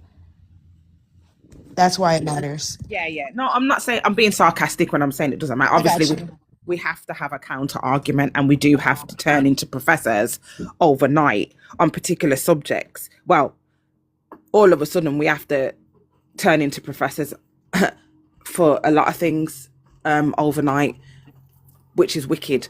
But we are able to do it, so we do it. But my thing is as well, just like, it's just like, you shouldn't even just be coming at people with this nonsense anyway. Just, if you meet, so if I come to America, I'm just going to be like, oh, so how does America work? Where do you guys come from? Oh, I learned at school, blah, blah, blah. Or someone told me this, or blah, blah. And then you're going to go, oh, no, actually, that's very incorrect. And then that's going to be at the end of the conversation. Or you're going to come to the UK and we're going to say the same things. We're going to have the same, and we're going to build a rapport. We're just all going to live happily ever after. I don't get where this whole energy of telling people who they are and where they came from comes from. It comes from them, because prior to them being on the planet, everybody knew where they came from. Now we don't know ourselves, and we're, again, subscribing to a group of people that doesn't biologically or genetically align. They're the ones that are studying our planet. They're the ones studying our resources, our earth. Chemistry is the study of the black dot. That's something you should be asking them. And I don't know if you are, but I hope you are, because we can prove our existence down to the atom just through simple fourth grade science, the organizations of life. But these people can't do that because they don't break down to atoms. They break down to calcium ionospheres. So why are we allowing these people on the planet, period? Why are we subscribing to their way of life if we know that we're not the same? So I get where you're coming from, and I understand your talking points, but it's a lot deeper. That is, we're going to have to go deeper as people to really see the truth. Yeah, because if we keep staying on the surface, our children are going to keep going missing. Our men and women still are not going to know themselves. Our planet is still going to undergo the things that it's undergoing. Ants are not free. Bees are not free. Trees are not free, because we are choosing to be ignorant on a planet where we feed all life on. Exactly. So I got you. Thank you for sharing that. I just want to quickly get to, I don't know I'm how to sorry for pronounce my your name. name. It's It's just like a satire. All right. Evolution, the biggest lie ever told. How do you feel about the prompt? So there is multiple scientific evidence. I'm only going to use one, which is fossil evidence. So Okay. Which scientists, fossil? Which fossil So record? just so scientists, they use fossil to track step by step structural changes of species over millions of years. This is how 3D modeling of our ancestors and Homo sapiens and prehistorical humans. And there's multiple evidence. For example, the smoking gun, the discovery of We gotta use TikTok friendly language. This TikTok live is for educational purposes only. We cannot say GUN. That's like basic. We cannot say DIE, right? We gotta say unalive, because that'll flag the live and it'll get taken. Like I say, I just lost my page 15K for that. All right, so I'm a little bit, you know what I'm saying, like assertive with that. All right, so request back up soon. And the thing is, these scientists know that we are the first people on this planet. What they're trying to say is that we are the monkey and that they evolved from us through natural selection. That's what when you see brothers and sisters come up, that's what they're trying to defend. When you see this eukaryotics, that's what they're trying to say, that we were the monkey. This is why when they came and first invaded us with chemicals and different pathogens and carcinogens, they had us in human zoos. They enslaved us and then had us in human zoos all over the planet. They had us in human zoos all the way up to like 20 years ago, 18 years ago. You see what I'm saying?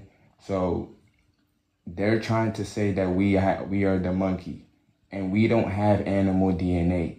Everybody outside of us does. That's the whole lie. That's what makes this a lie, because we don't have no animal DNA. We don't have pheomelanin or eumelanin or none of the vitrosynthetic melanins. We have antigens. So nucleic acids, proteins from a foreign species is gonna get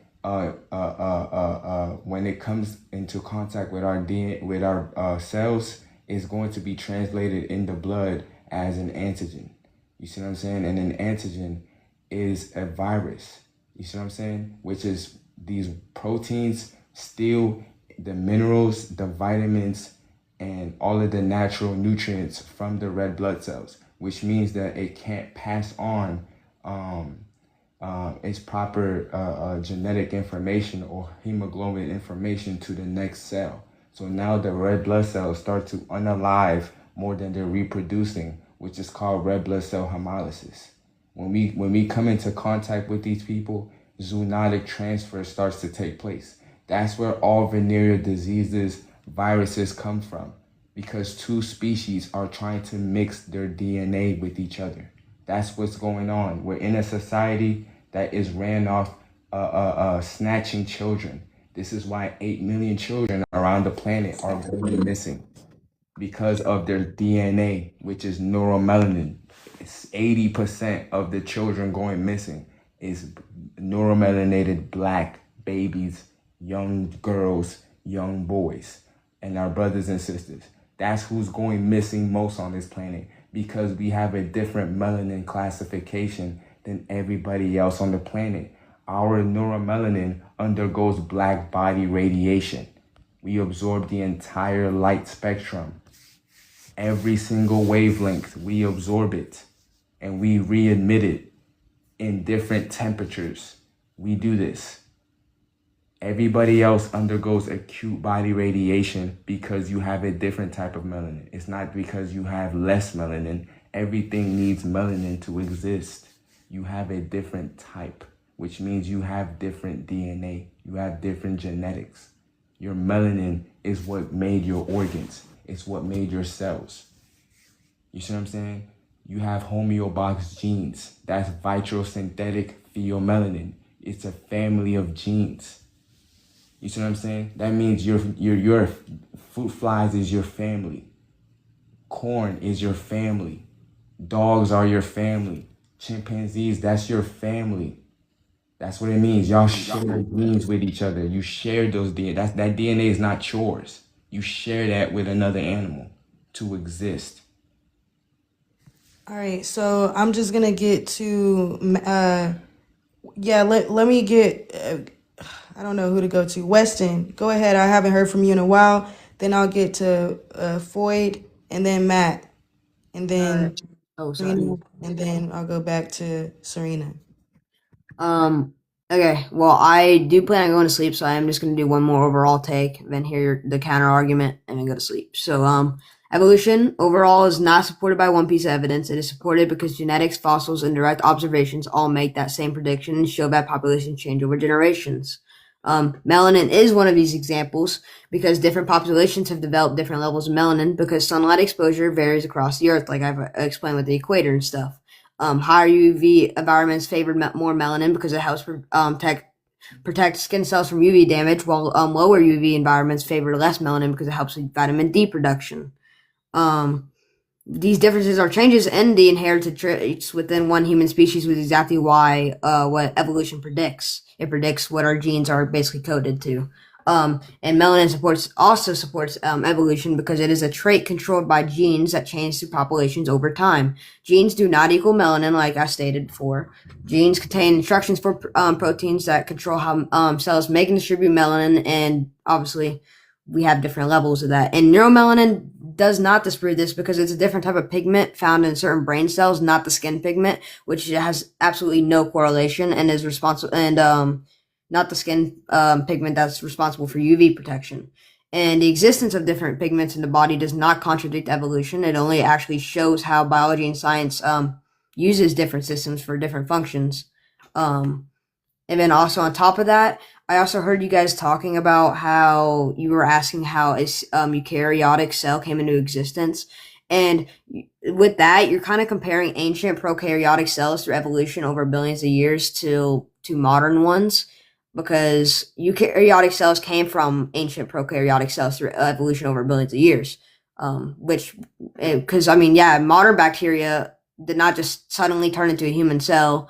Early prokaryotic like cells developed new features over time, and one of these actually events was known as endosymbiosis, which I'm pretty sure I actually heard you guys talk about earlier also, where one ancient cell absorbs another cell that will eventually become the mitochondria, basically just building the newer modern cells that we know today, which yes, the newer cells, prokaryotic cells cannot make eukaryotic cells modern, but in ancient times they did, which backs evolution up until this point. And eukaryotic cells are not separate from evolution, and they are actually one of the biggest examples of evolution producing complexity in general. For my sources also, I'm getting these from a website named Nature Education and OpenStack's Biology 2E. Thank you. Okay. So you said that UV exposure differentiates throughout the entire planet. And the reason why I say that's false is because the heat doesn't just come from the sun, it also comes from underground. And when the sun hits Earth, because her soil is her skin, which is her integumentary system, all of the prokaryotic cells that make her up undergo internal ultra-fast internal conversion. It's called ultra-fast internal conversion, yes. So when she receives a ray of photons in a specific part of her, she dispenses that photonic energy throughout the entire earth evenly. This is how all plants are able to communicate with each other, is via that light. They all send that light via the root system. You see what I'm saying? This is why all trees look like your skin melanocytes, and they also look like your neurons, because they store and hoard information. And that information that they're holding and storing is with their allomelanin, which they're doing photosynthesis with. They use the light and convert it into chemical energy. So I'm sorry to interrupt, but so you're saying that the heat from Earth's core goes into your skin, which affects your melanin the same way as it doesn't even matter if the sun hits the same or not, correct? Okay, so yes, because the entire universe is photons.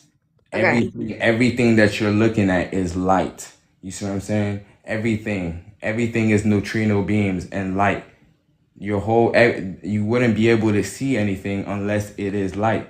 Even if you're in a dark cave, that whole dark cave, it can be closed off. I guarantee you that neutrino beams and photons are there making up that reality that's there. So this is proven by quantum physicists, quantum astrophysicists, and people who who deal with photobiology.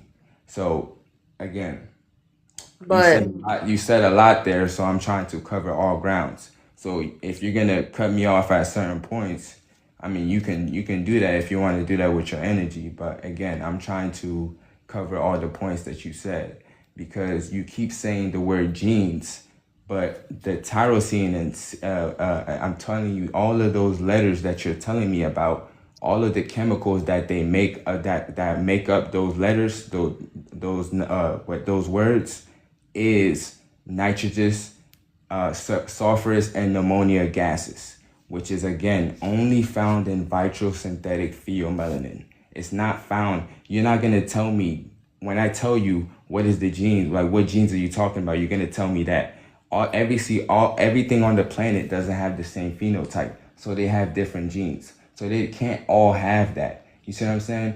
A mice has a different L-dopamine receptors than a lion, and those two dopamine receptors depend on the type of melanin that they're producing. You see what I'm saying? You hear with liquid, you hear sound with liquid. The reason why you're able to see is because of liquids. The reason why you're able to move is because of liquids. So there's a chemical substance that you can't just say genes is instructions. You got to tell me the chemical substance. And when you went to look up that's not telling me anything because again, that's only making up a specific type of melanin.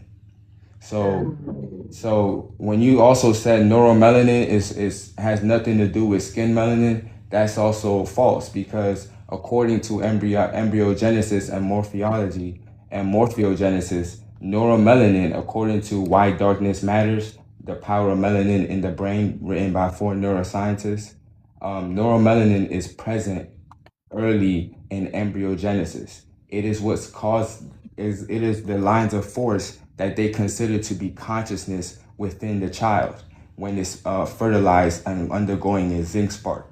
You see what I'm saying? So melanin is a civilizing macromolecule. And I actually wanted to read some notes about neuromelanin that I got too. You see what I'm saying?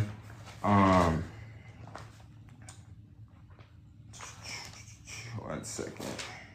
I maybe talk a little bit before you get to your. No, I got it. Okay. I got it right here. So like I was saying, neuromelanin is a civilizing molecule. It reproduces on its own. You see what I'm saying? It's not just a free radical protector as people say, but it can be transformed into blood. It concentrates nerve and brain information. It neutralizes, oxidizes, breaks down and converts substances. It reduces and builds another substances and is unchanged by radiation and high temperature. It is flexible like plastic. It can resemble clouds, gases, wood, metal, liquids, and can take many forms without losing its genetic structure. You see what I'm saying? And it's high in molecular weight, which means that it has many functions and links like a chain that contains carbon, nitrogen, ether, saturated carbon, So it's carbon. So melanin is carbon. Why are you over talking? Because I can do whatever the fuck I want. You weird as hell as a grown man screaming into a phone. Other people are speaking. They're having a conversation. We will get to everyone. Please be patient. Okay. Go ahead So why would you try to speak after somebody just tried to cut me off? You see what I'm saying? I'm just letting you know that what you're doing. I'm just letting you know, be aware of what you're doing. So again, I'm gonna restart that. Neuromelanin is high in molecular weight, which means that it has many functions. You see what I'm saying? It links like a chain that contains carbon, nitrogen, ether, saturated carbon, unsaturated carbon, organometallic peroxides, and it's essentially a black carbon hydroamine. You see what I'm saying? These links allow neuromelanin to be a polymer, which means to take many forms. And it's polycycle, which means it has many rhythms that align with solar frequencies with solar prominences. Because so-called black people, we have dipple antennas in between the pia and dura mater of our brain that directly receives radio waves from the universe without sending signals to the brain first. So neuromelanin processes information before sending it to the brain, which means that it has intelligence, it holds intelligence. And this is again proven by Dr. Richard King, Dr. Edward Bruce Bynum, Dr. N.C. Brown, Dr. T. Owens Moore, Dr. Layla Africa, and Dr. Dilbert Blair. You see what I'm saying? This is all proven by these different neuroscientists, psychiatrists. And I also have here, neuromelanin is concentrated colors. It is a cellular black hole that is similar to black holes in space. You see what I'm saying? Neuromelanin particles vibrate and rearrange themselves to fill energy sites. So this show, whenever they see that they're starting to decay, they actually change themselves back into existence. So electrons, protons, these are neuromelanated pigmented particles. This is why y'all don't have it, because these particles only make up neuromelanin. And these particles, when they come together, they make up an atom. An atom means that which cannot be divided. And we can clearly see through synthetic biology that everybody outside of so-called black people, y'all cells can be divided because you're not made up of atoms. So again, it can fill up weak and low energy sites, such as which is called resonance. So when so-called black people come into existence, we vibrate into existence through 432 hertz, and it's called morphic resonance. So this movement allows small gaps, low energy sites, and other particles to rearrange themselves to double bond ship and fill the gap to always consistently have energy. This is what we were saying earlier about electrons passing photons to different electrons to continuously accumulate data on how to keep the body in homeostasis, which shows again that they're conscious. The universe is conscious. Microscopic to macroscopic, the sun is conscious. The earth is conscious. These are living organisms that think all day and morph all day into different shapes, sacred geometrical shapes.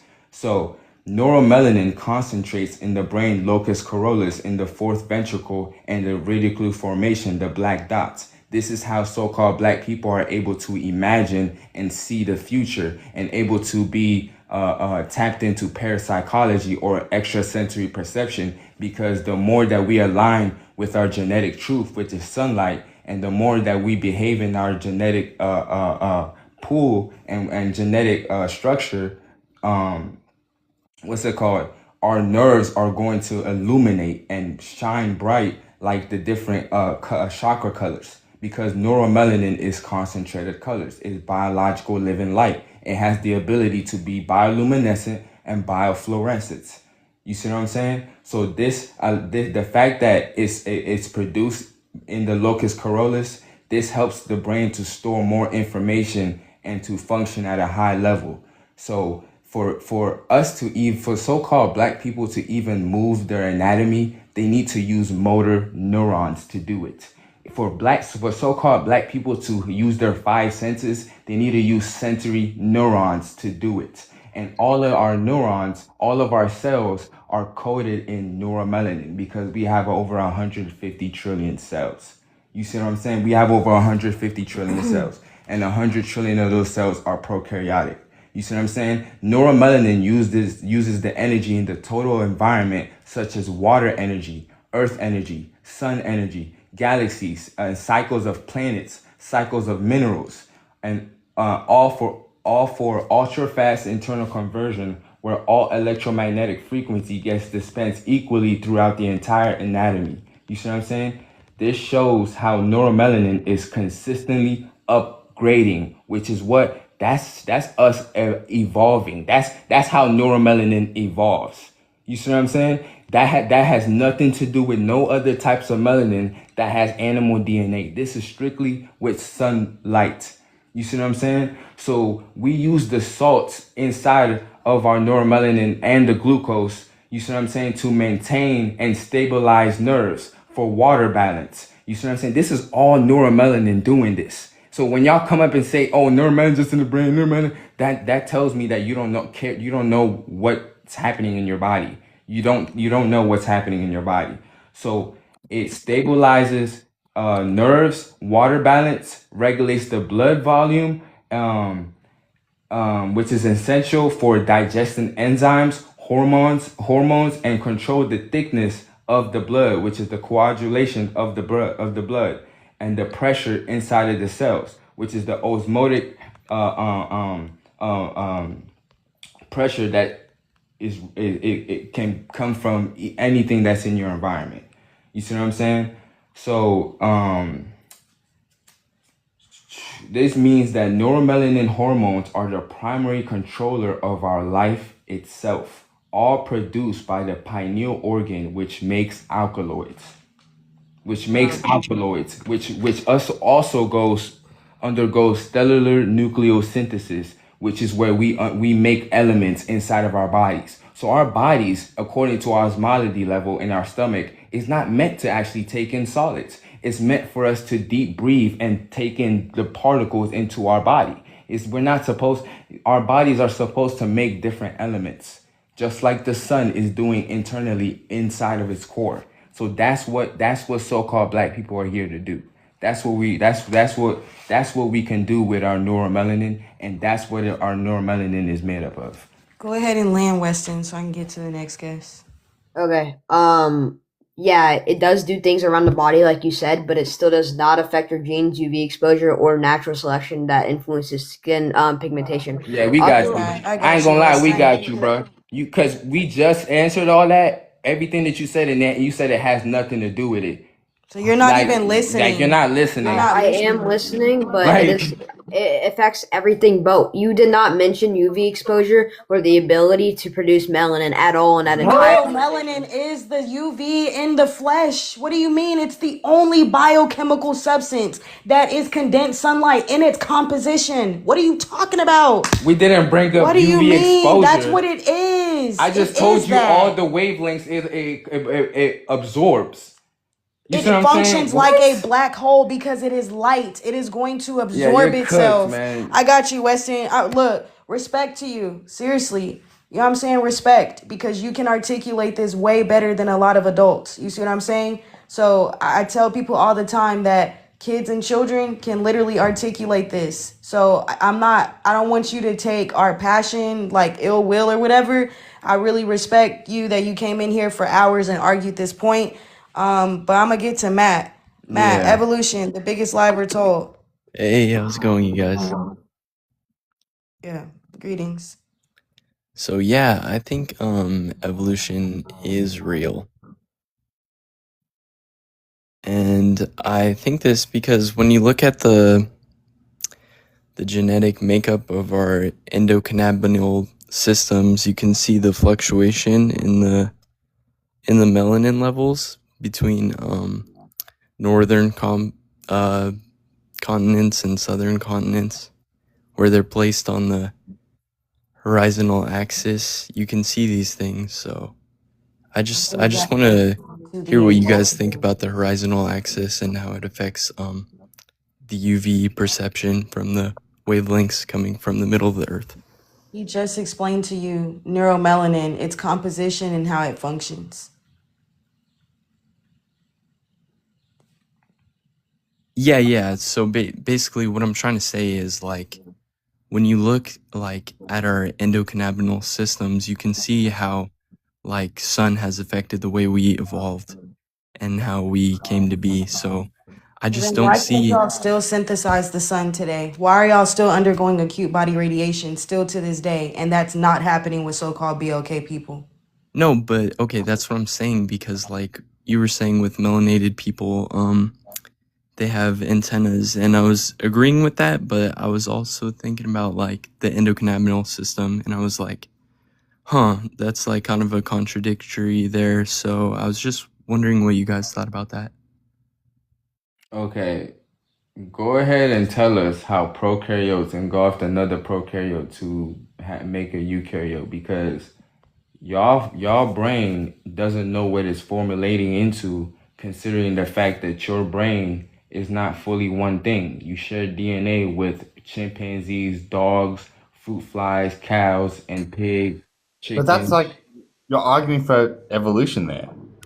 Okay, we do one at a time here. You feel what I'm saying? So That's go one at a ahead. time.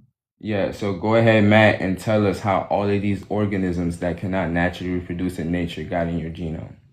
Yeah, so basically with evolution, we believe like we all came from, primates and stuff, right? So what I'm saying here is when you look at the endocannabinal system, you can see how like radiation from the sun really affected how we evolved. And there's just a little bit of a contradictory when you brought up the synthesis between the bacterias and our DNA, the cell structure. And I was like just thinking about how that affected the endocannabinal system and how the nostrils are affected by this. Like, especially when you look at melanated people, they have bigger nostrils, and when you look at non-melanated people without the antennas, they don't. And I'm just wondering, like, what does that have to do with the two? And if you could speak about the contradictory between the two. Why do you keep saying non-melanated versus melanated? Every single organism that is living has melanin. Oh yeah, but they fluctuate. You know what I'm saying? There's no non-melanated organism on the planet. So that's Well, yeah, some convoluted are more logic. than others. That's why it's just There's different obviously types of melanin. nobody's zero melanin, but I just wanted to like simplify it a little bit for the viewers who might like not fully So hold understand it on the for a way me and you do. second. You're saying neuromelanin, but you haven't named any of the other 7 types of melanin. Right, because I figured, well, me and you both already know about the other 7 types, so I felt like it Go was ahead a and little tell bit of us. a. Why would you know about the 7 types and then say non-melanated versus melanated? Well, I was just simplifying it for the viewers, but Why, obviously, when you're like, talking to us? oh, because there's people in the chat. There's 60 people in here, so it's just. All right. So you talking For them, You're not instead of having a yourself. Like, what are conversation. you doing? Like, what's up? All right, Flex. And Wes, don't start saying cult and Beat that propaganda. guy. That guy was intelligent. Because why do the gene chemicals that you told me all lead to animals? You wasn't answering that. You try to bring up endosymbiosis, but it doesn't happen in nature, and you was trying to defend that taking something that's natural out of it environment and putting it into an artificial environment is good to learn. So just make sure that you know what you're talking about there, okay? Yeah, I think Weston already left. He said that a while ago, and when I told him that he was disrespectful, I seen him leave the live after that, so he's not in here. I think like I said, that's disrespectful that we actually give a kid their flowers. You're not supposed to be on the panel, and you're not supposed to be on the planet either. And then you say, oh, it's a cult.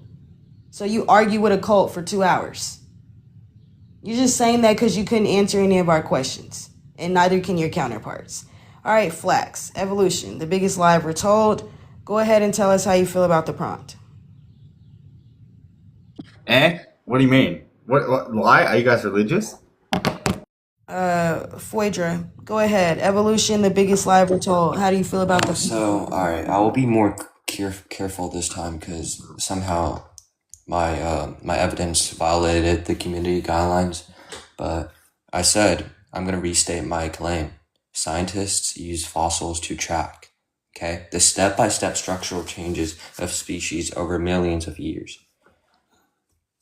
The discovery of, I'm not going to mention what this species is because it's hard to pronounce. We're just going to call this TR. I can type this exact species name if you're being really accurate about it in 2004.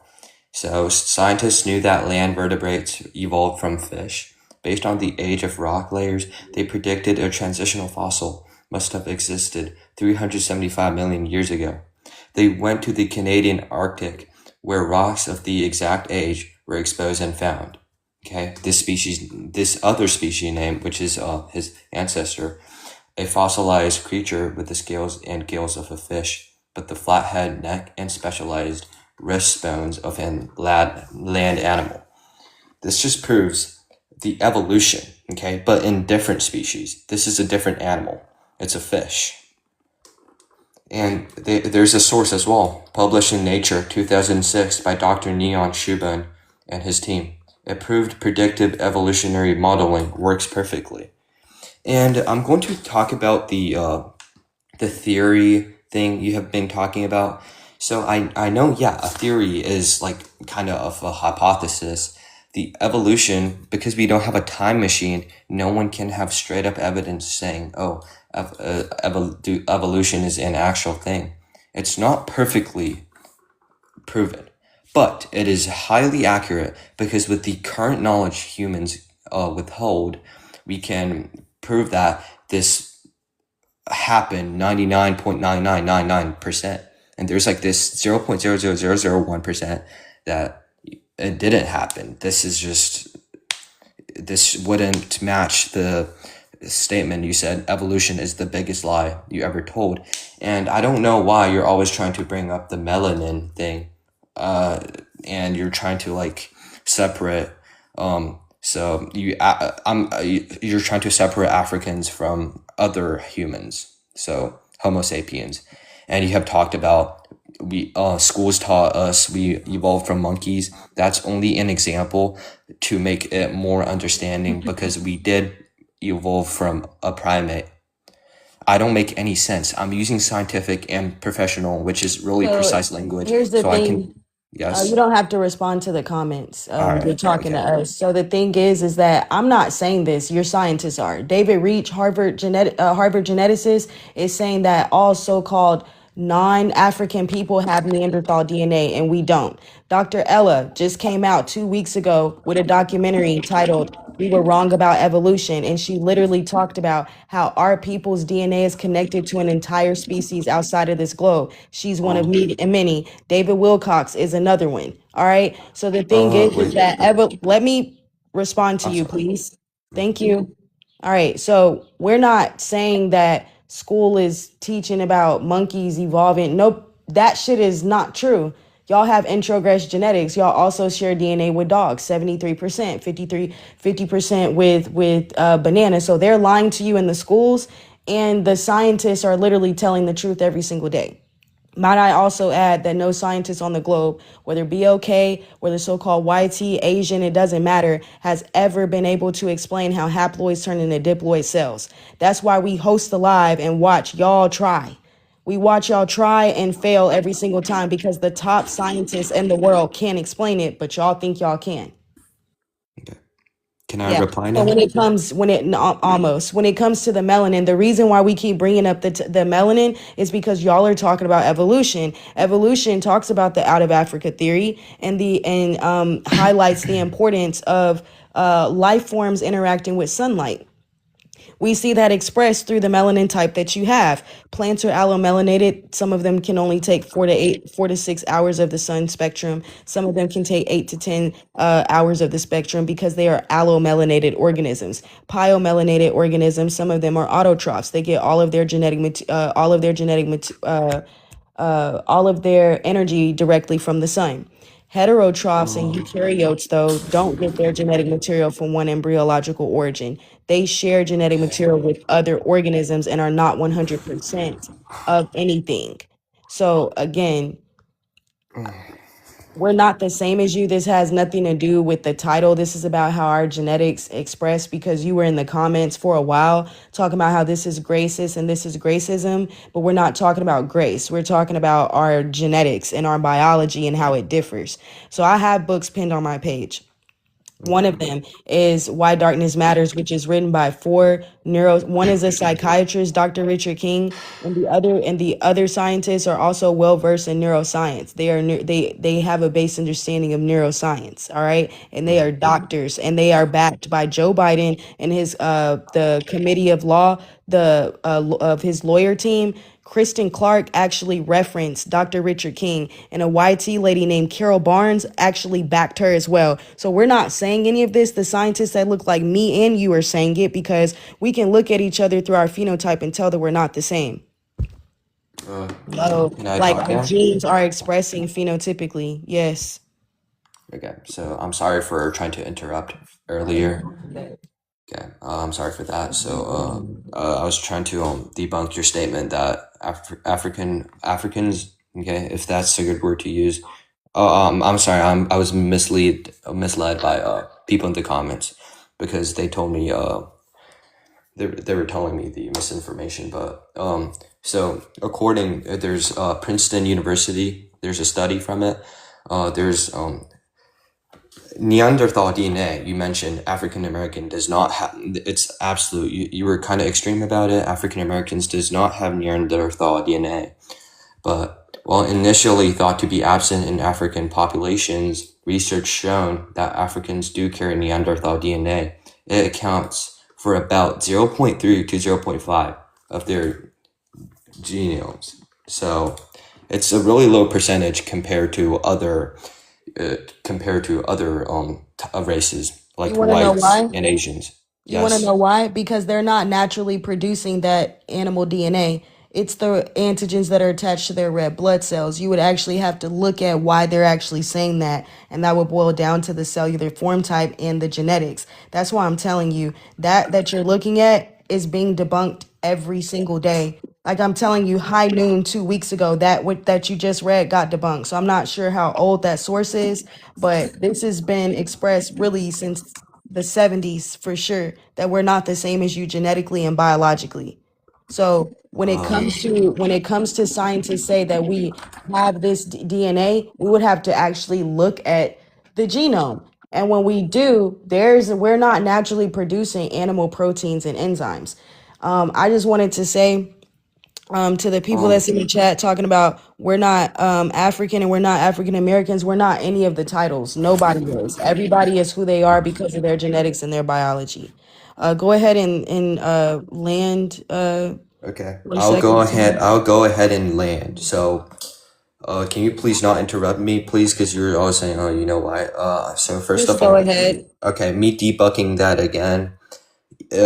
With basic biology knowledge, it's impossible for antigen to produce DNA because, as we know, DNA is the blueprint for everything, like biologically. So your DNA tells your body how to build antigens, which then attach to the outside of your red blood cells. I was telling the DNA percentage of Neanderthals Africans contain. And please don't interrupt me. Also, you told me plants, their energy is all from the sun. Don't tell me to interrupt you when I'm not interrupting you. You interrupted me already 6, 7, 8 times today. This is your like what, fourth time on the panel?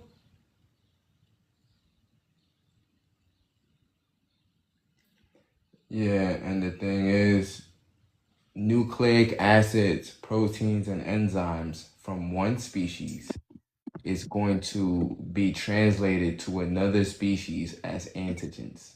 That's what antigens is. So your nucleic acid, your proteins and enzymes, when it enters our bodies, it is now called an antigen because it is anti our genetics. It is chemically eating on our tissues, organs, and cells. You see what I'm saying? That's why they attach themselves to the red blood cells specifically because they know the red blood cells hold life force and it holds the red blood cells transport nutrients and vitamins through to every organ. So that's what's going on. Literally, you're trying to talk about this one time like you have not been over talking me for an hour. So Weston, let's not play dumb like he didn't even overtalk you. You couldn't even get it out. You were the one saying, wait, bro, because he was over talking your ass. So I'm gonna go ahead and move on to the next guest. Aldra was up here first. Like the fuck, and mind you, we asked y'all the same questions that y'all both can't explain. Exactly. You Like, what went do you see? like That's that Weston, I shit, hope you man. know everything that you were telling us, all that scientific data that you were telling us. The reason I didn't need to say anything back to you except the fact that you're not using the right elemental atoms. You were proving us. You were proving our claim the whole time. I just hope you know that. And the thing is, we literally said respect to you, and you got in the comments and did what you did. And now you're back trying to defend somebody else that was disrespectful to you and me. Like, I don't understand that shit, man. Aldra, you're on mute. Evolution, the biggest lie ever told. How do you feel about the prompt? Aldra, you're on mute. Go ahead. All right, Benjamin. Evolution, the biggest lie ever told. How do you feel about Uh, the prompt? yeah, I think that is very, not smart how it's been proven by scientists and been traced over multiple species, and it's still going on.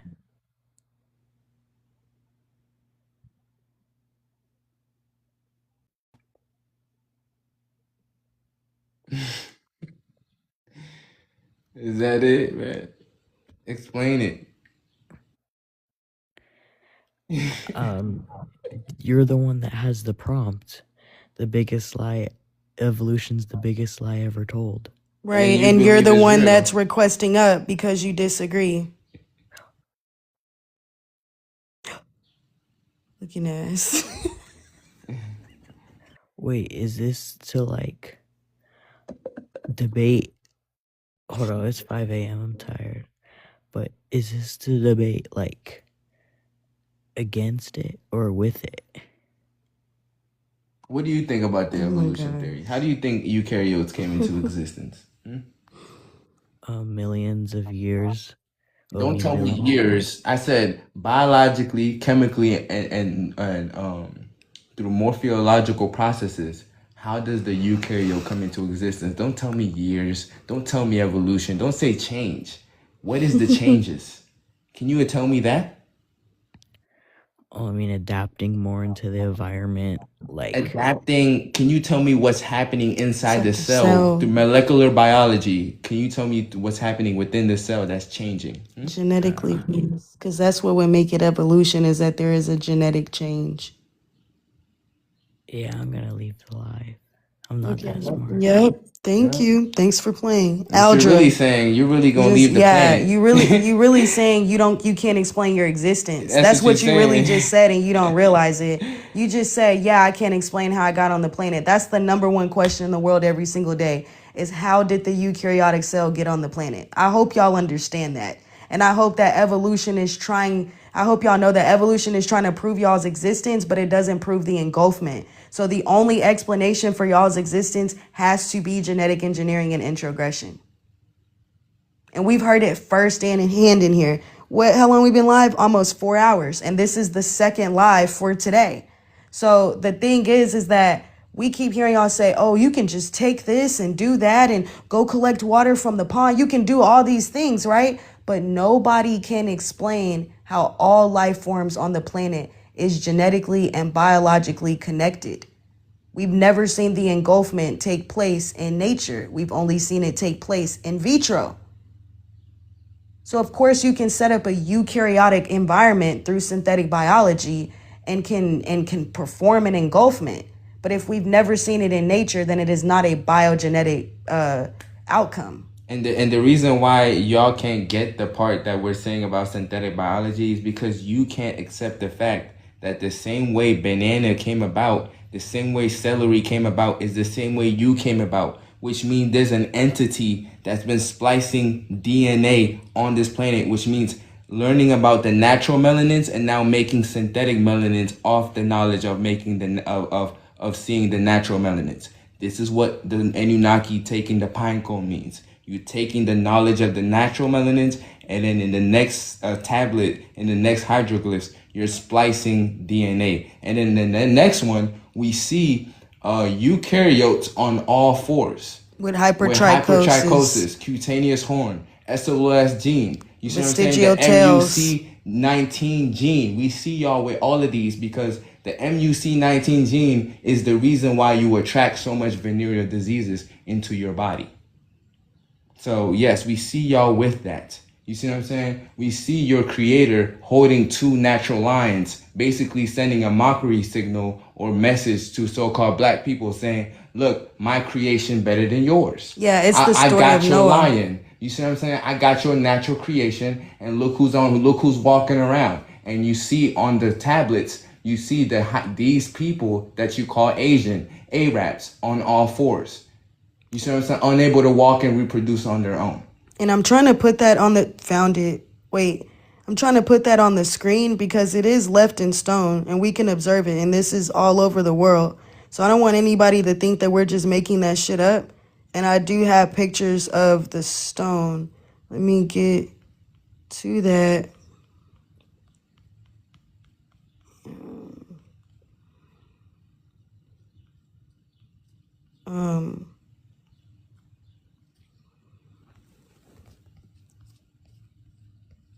Give me 1 second. And I put it up earlier in the live. All the lives are downloaded and put on YouTube. So you will see this also inserted in the YouTube. All my sources for everything, even if I don't post them in the live, they get posted in the YouTube so you can see it as I'm quoting it in the audio on the live. So I back up everything. I put up more sources, more books, more studies on YouTube than I do on here because as you can see, it's taking me a long time to scroll through 4,000 different sources. You know what I'm saying? But I do just want to show y'all this before we conclude or get to the next guest. Okay, I found it. Damn, that took a long time. This right here. The grabbing of two organisms. This is one part of the petroglyph. And like he said, the next part is y'all being on all fours. Yep, that's y'all on all fours right there. Genetically spliced. And then he's holding up the two organic lions, saying, I got your lion. And there's another statue of Gilgamesh doing the same thing. He's choking out a lion.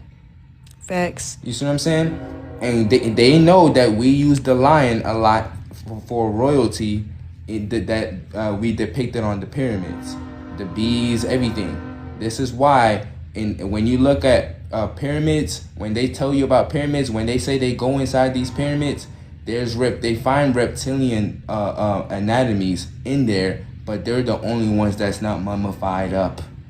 Everything Facts. that's natural inside of the pyramid is mummified up to preserve it, but only the reptilian ones is not mummified up. You know why? Because they want it to be like us. They want to know how neuromelanin transports through bodies without using synthetic tools to do it.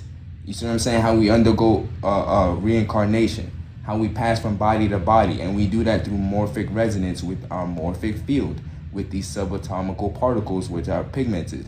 Depending on how they spin and shift and the cycle that they take, we are able to do anything on this planet that we put our mind to. And that's because of, like he said, the morphic resonance. Then we also see, I know it's cut off. You can see the full clip if you just scroll through the YouTube as well. It's already on there. But you can literally see the entity is holding a leash in its hands. And there's an entity on the ground on all fours. So why is there an entity seeing splicing genetics and having an organism on all fours and y'all don't share biology and genetics with any place on the planet? Y'all just appeared at the Caucasus Mountains. You don't even share genetics and biology with the Caucasus Mountains. You were found there.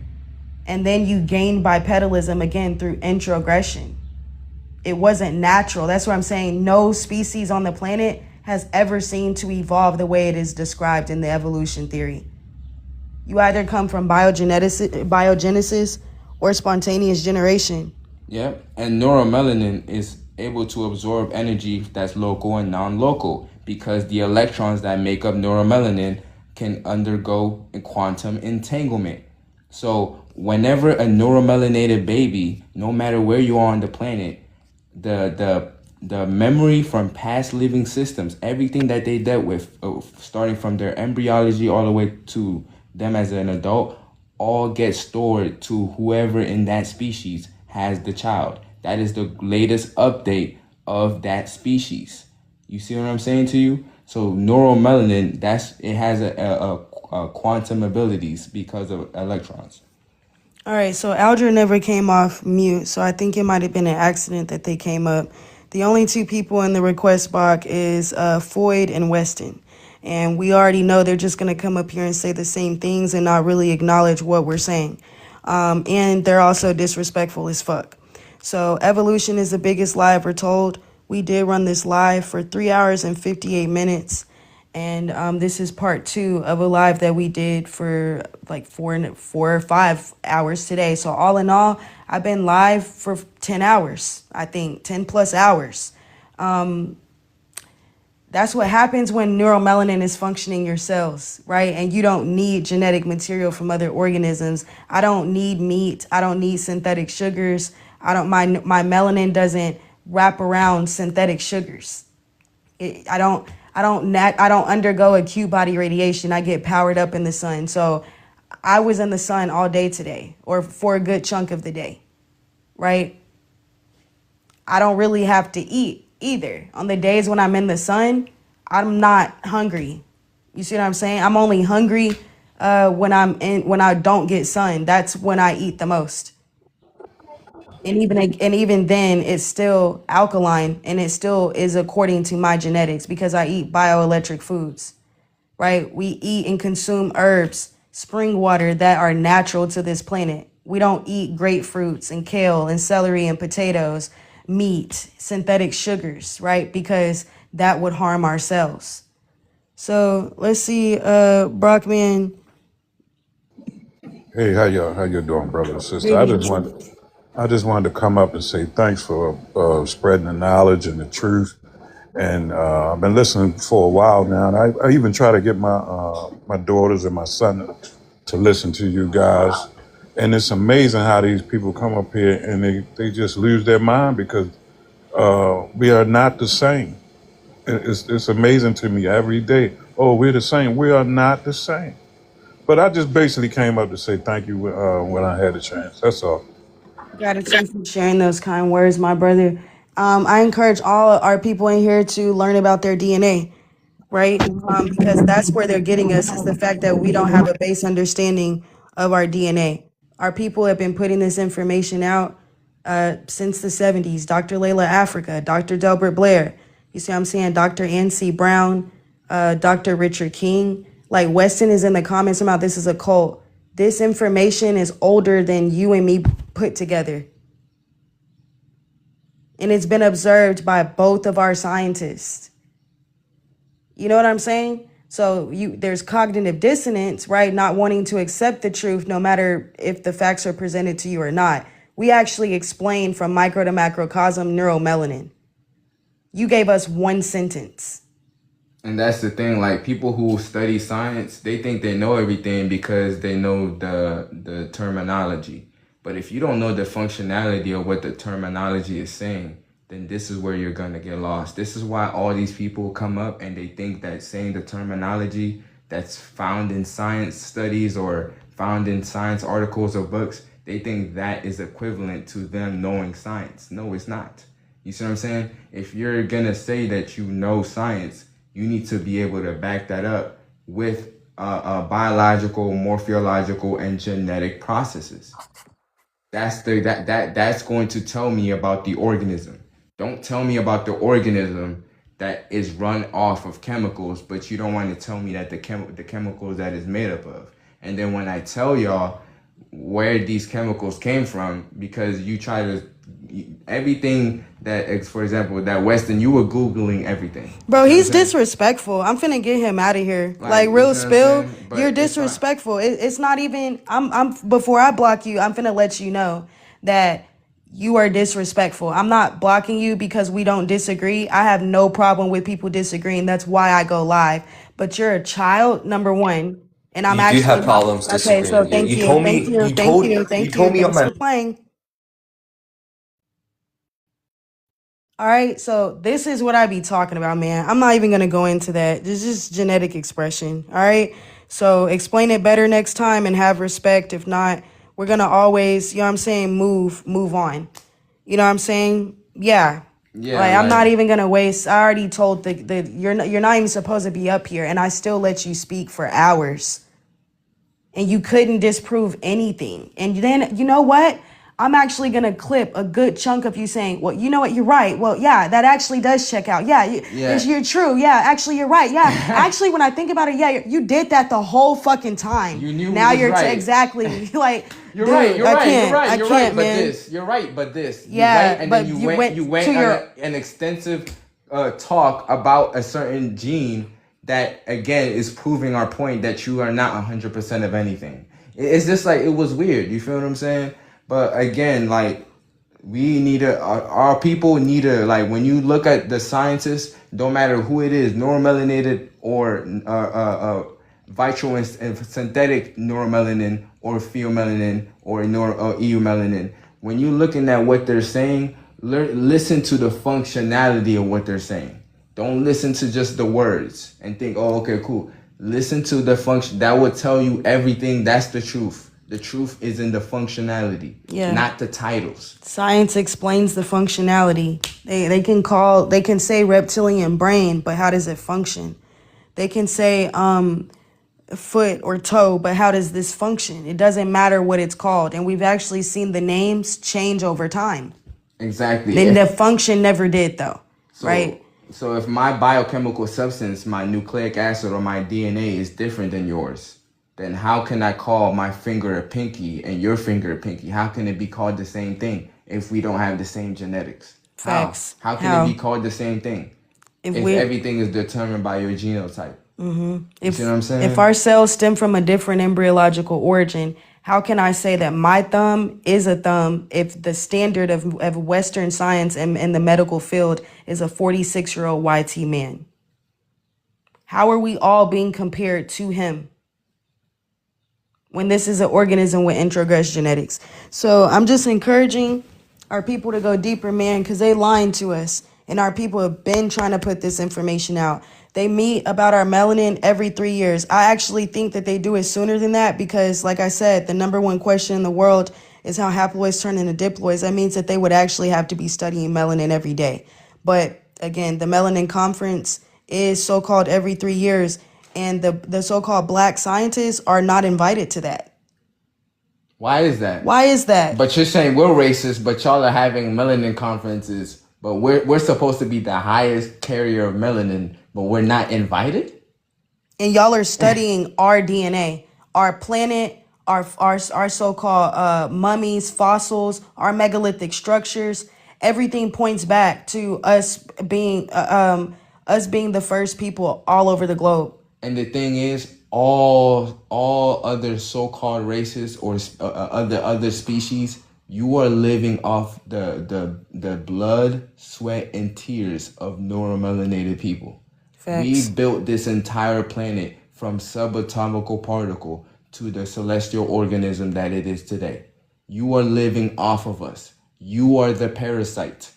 You're the one stealing the materials, the vitamins and nutrients from us, from the planet, from the ecosystem. Y'all are the one doing that. You try to say we were the one filled with diseases, but raped millions and millions of our people.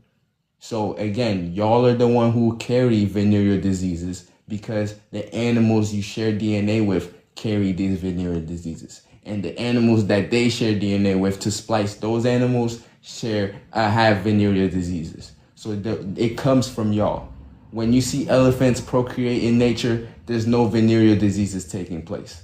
When you see lions procreating with each other in nature, there's no diseases taking place. When you see giraffes procreating in nature, there's no diseases taking place because they're procreating within their own genetic structure and making an identical copy of their species all the time.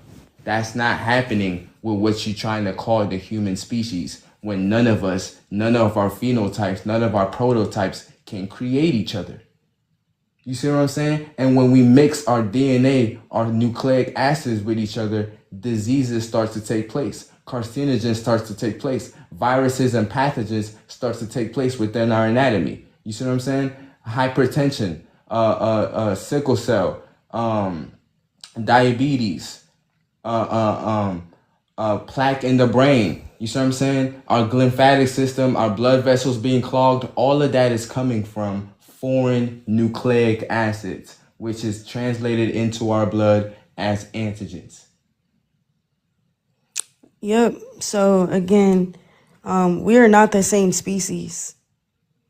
And scientists are telling us every which way. They just don't use grace to do it. Because that's a discussion about biochemical substances, cellular form types, cellular functions, protein synthesis. That's why you got to understand the basis of that, because that shit doesn't exist. You are who you are because of your DNA. If you want to understand yourself, you have to study the DNA, not your genealogy. That is not genetics. Telling me who your mom is and your grandmother is not telling me about how you came about genetically. That's just telling me who came before you, but you're not explaining the genetic, the biological link between the two. Now, that's genetics.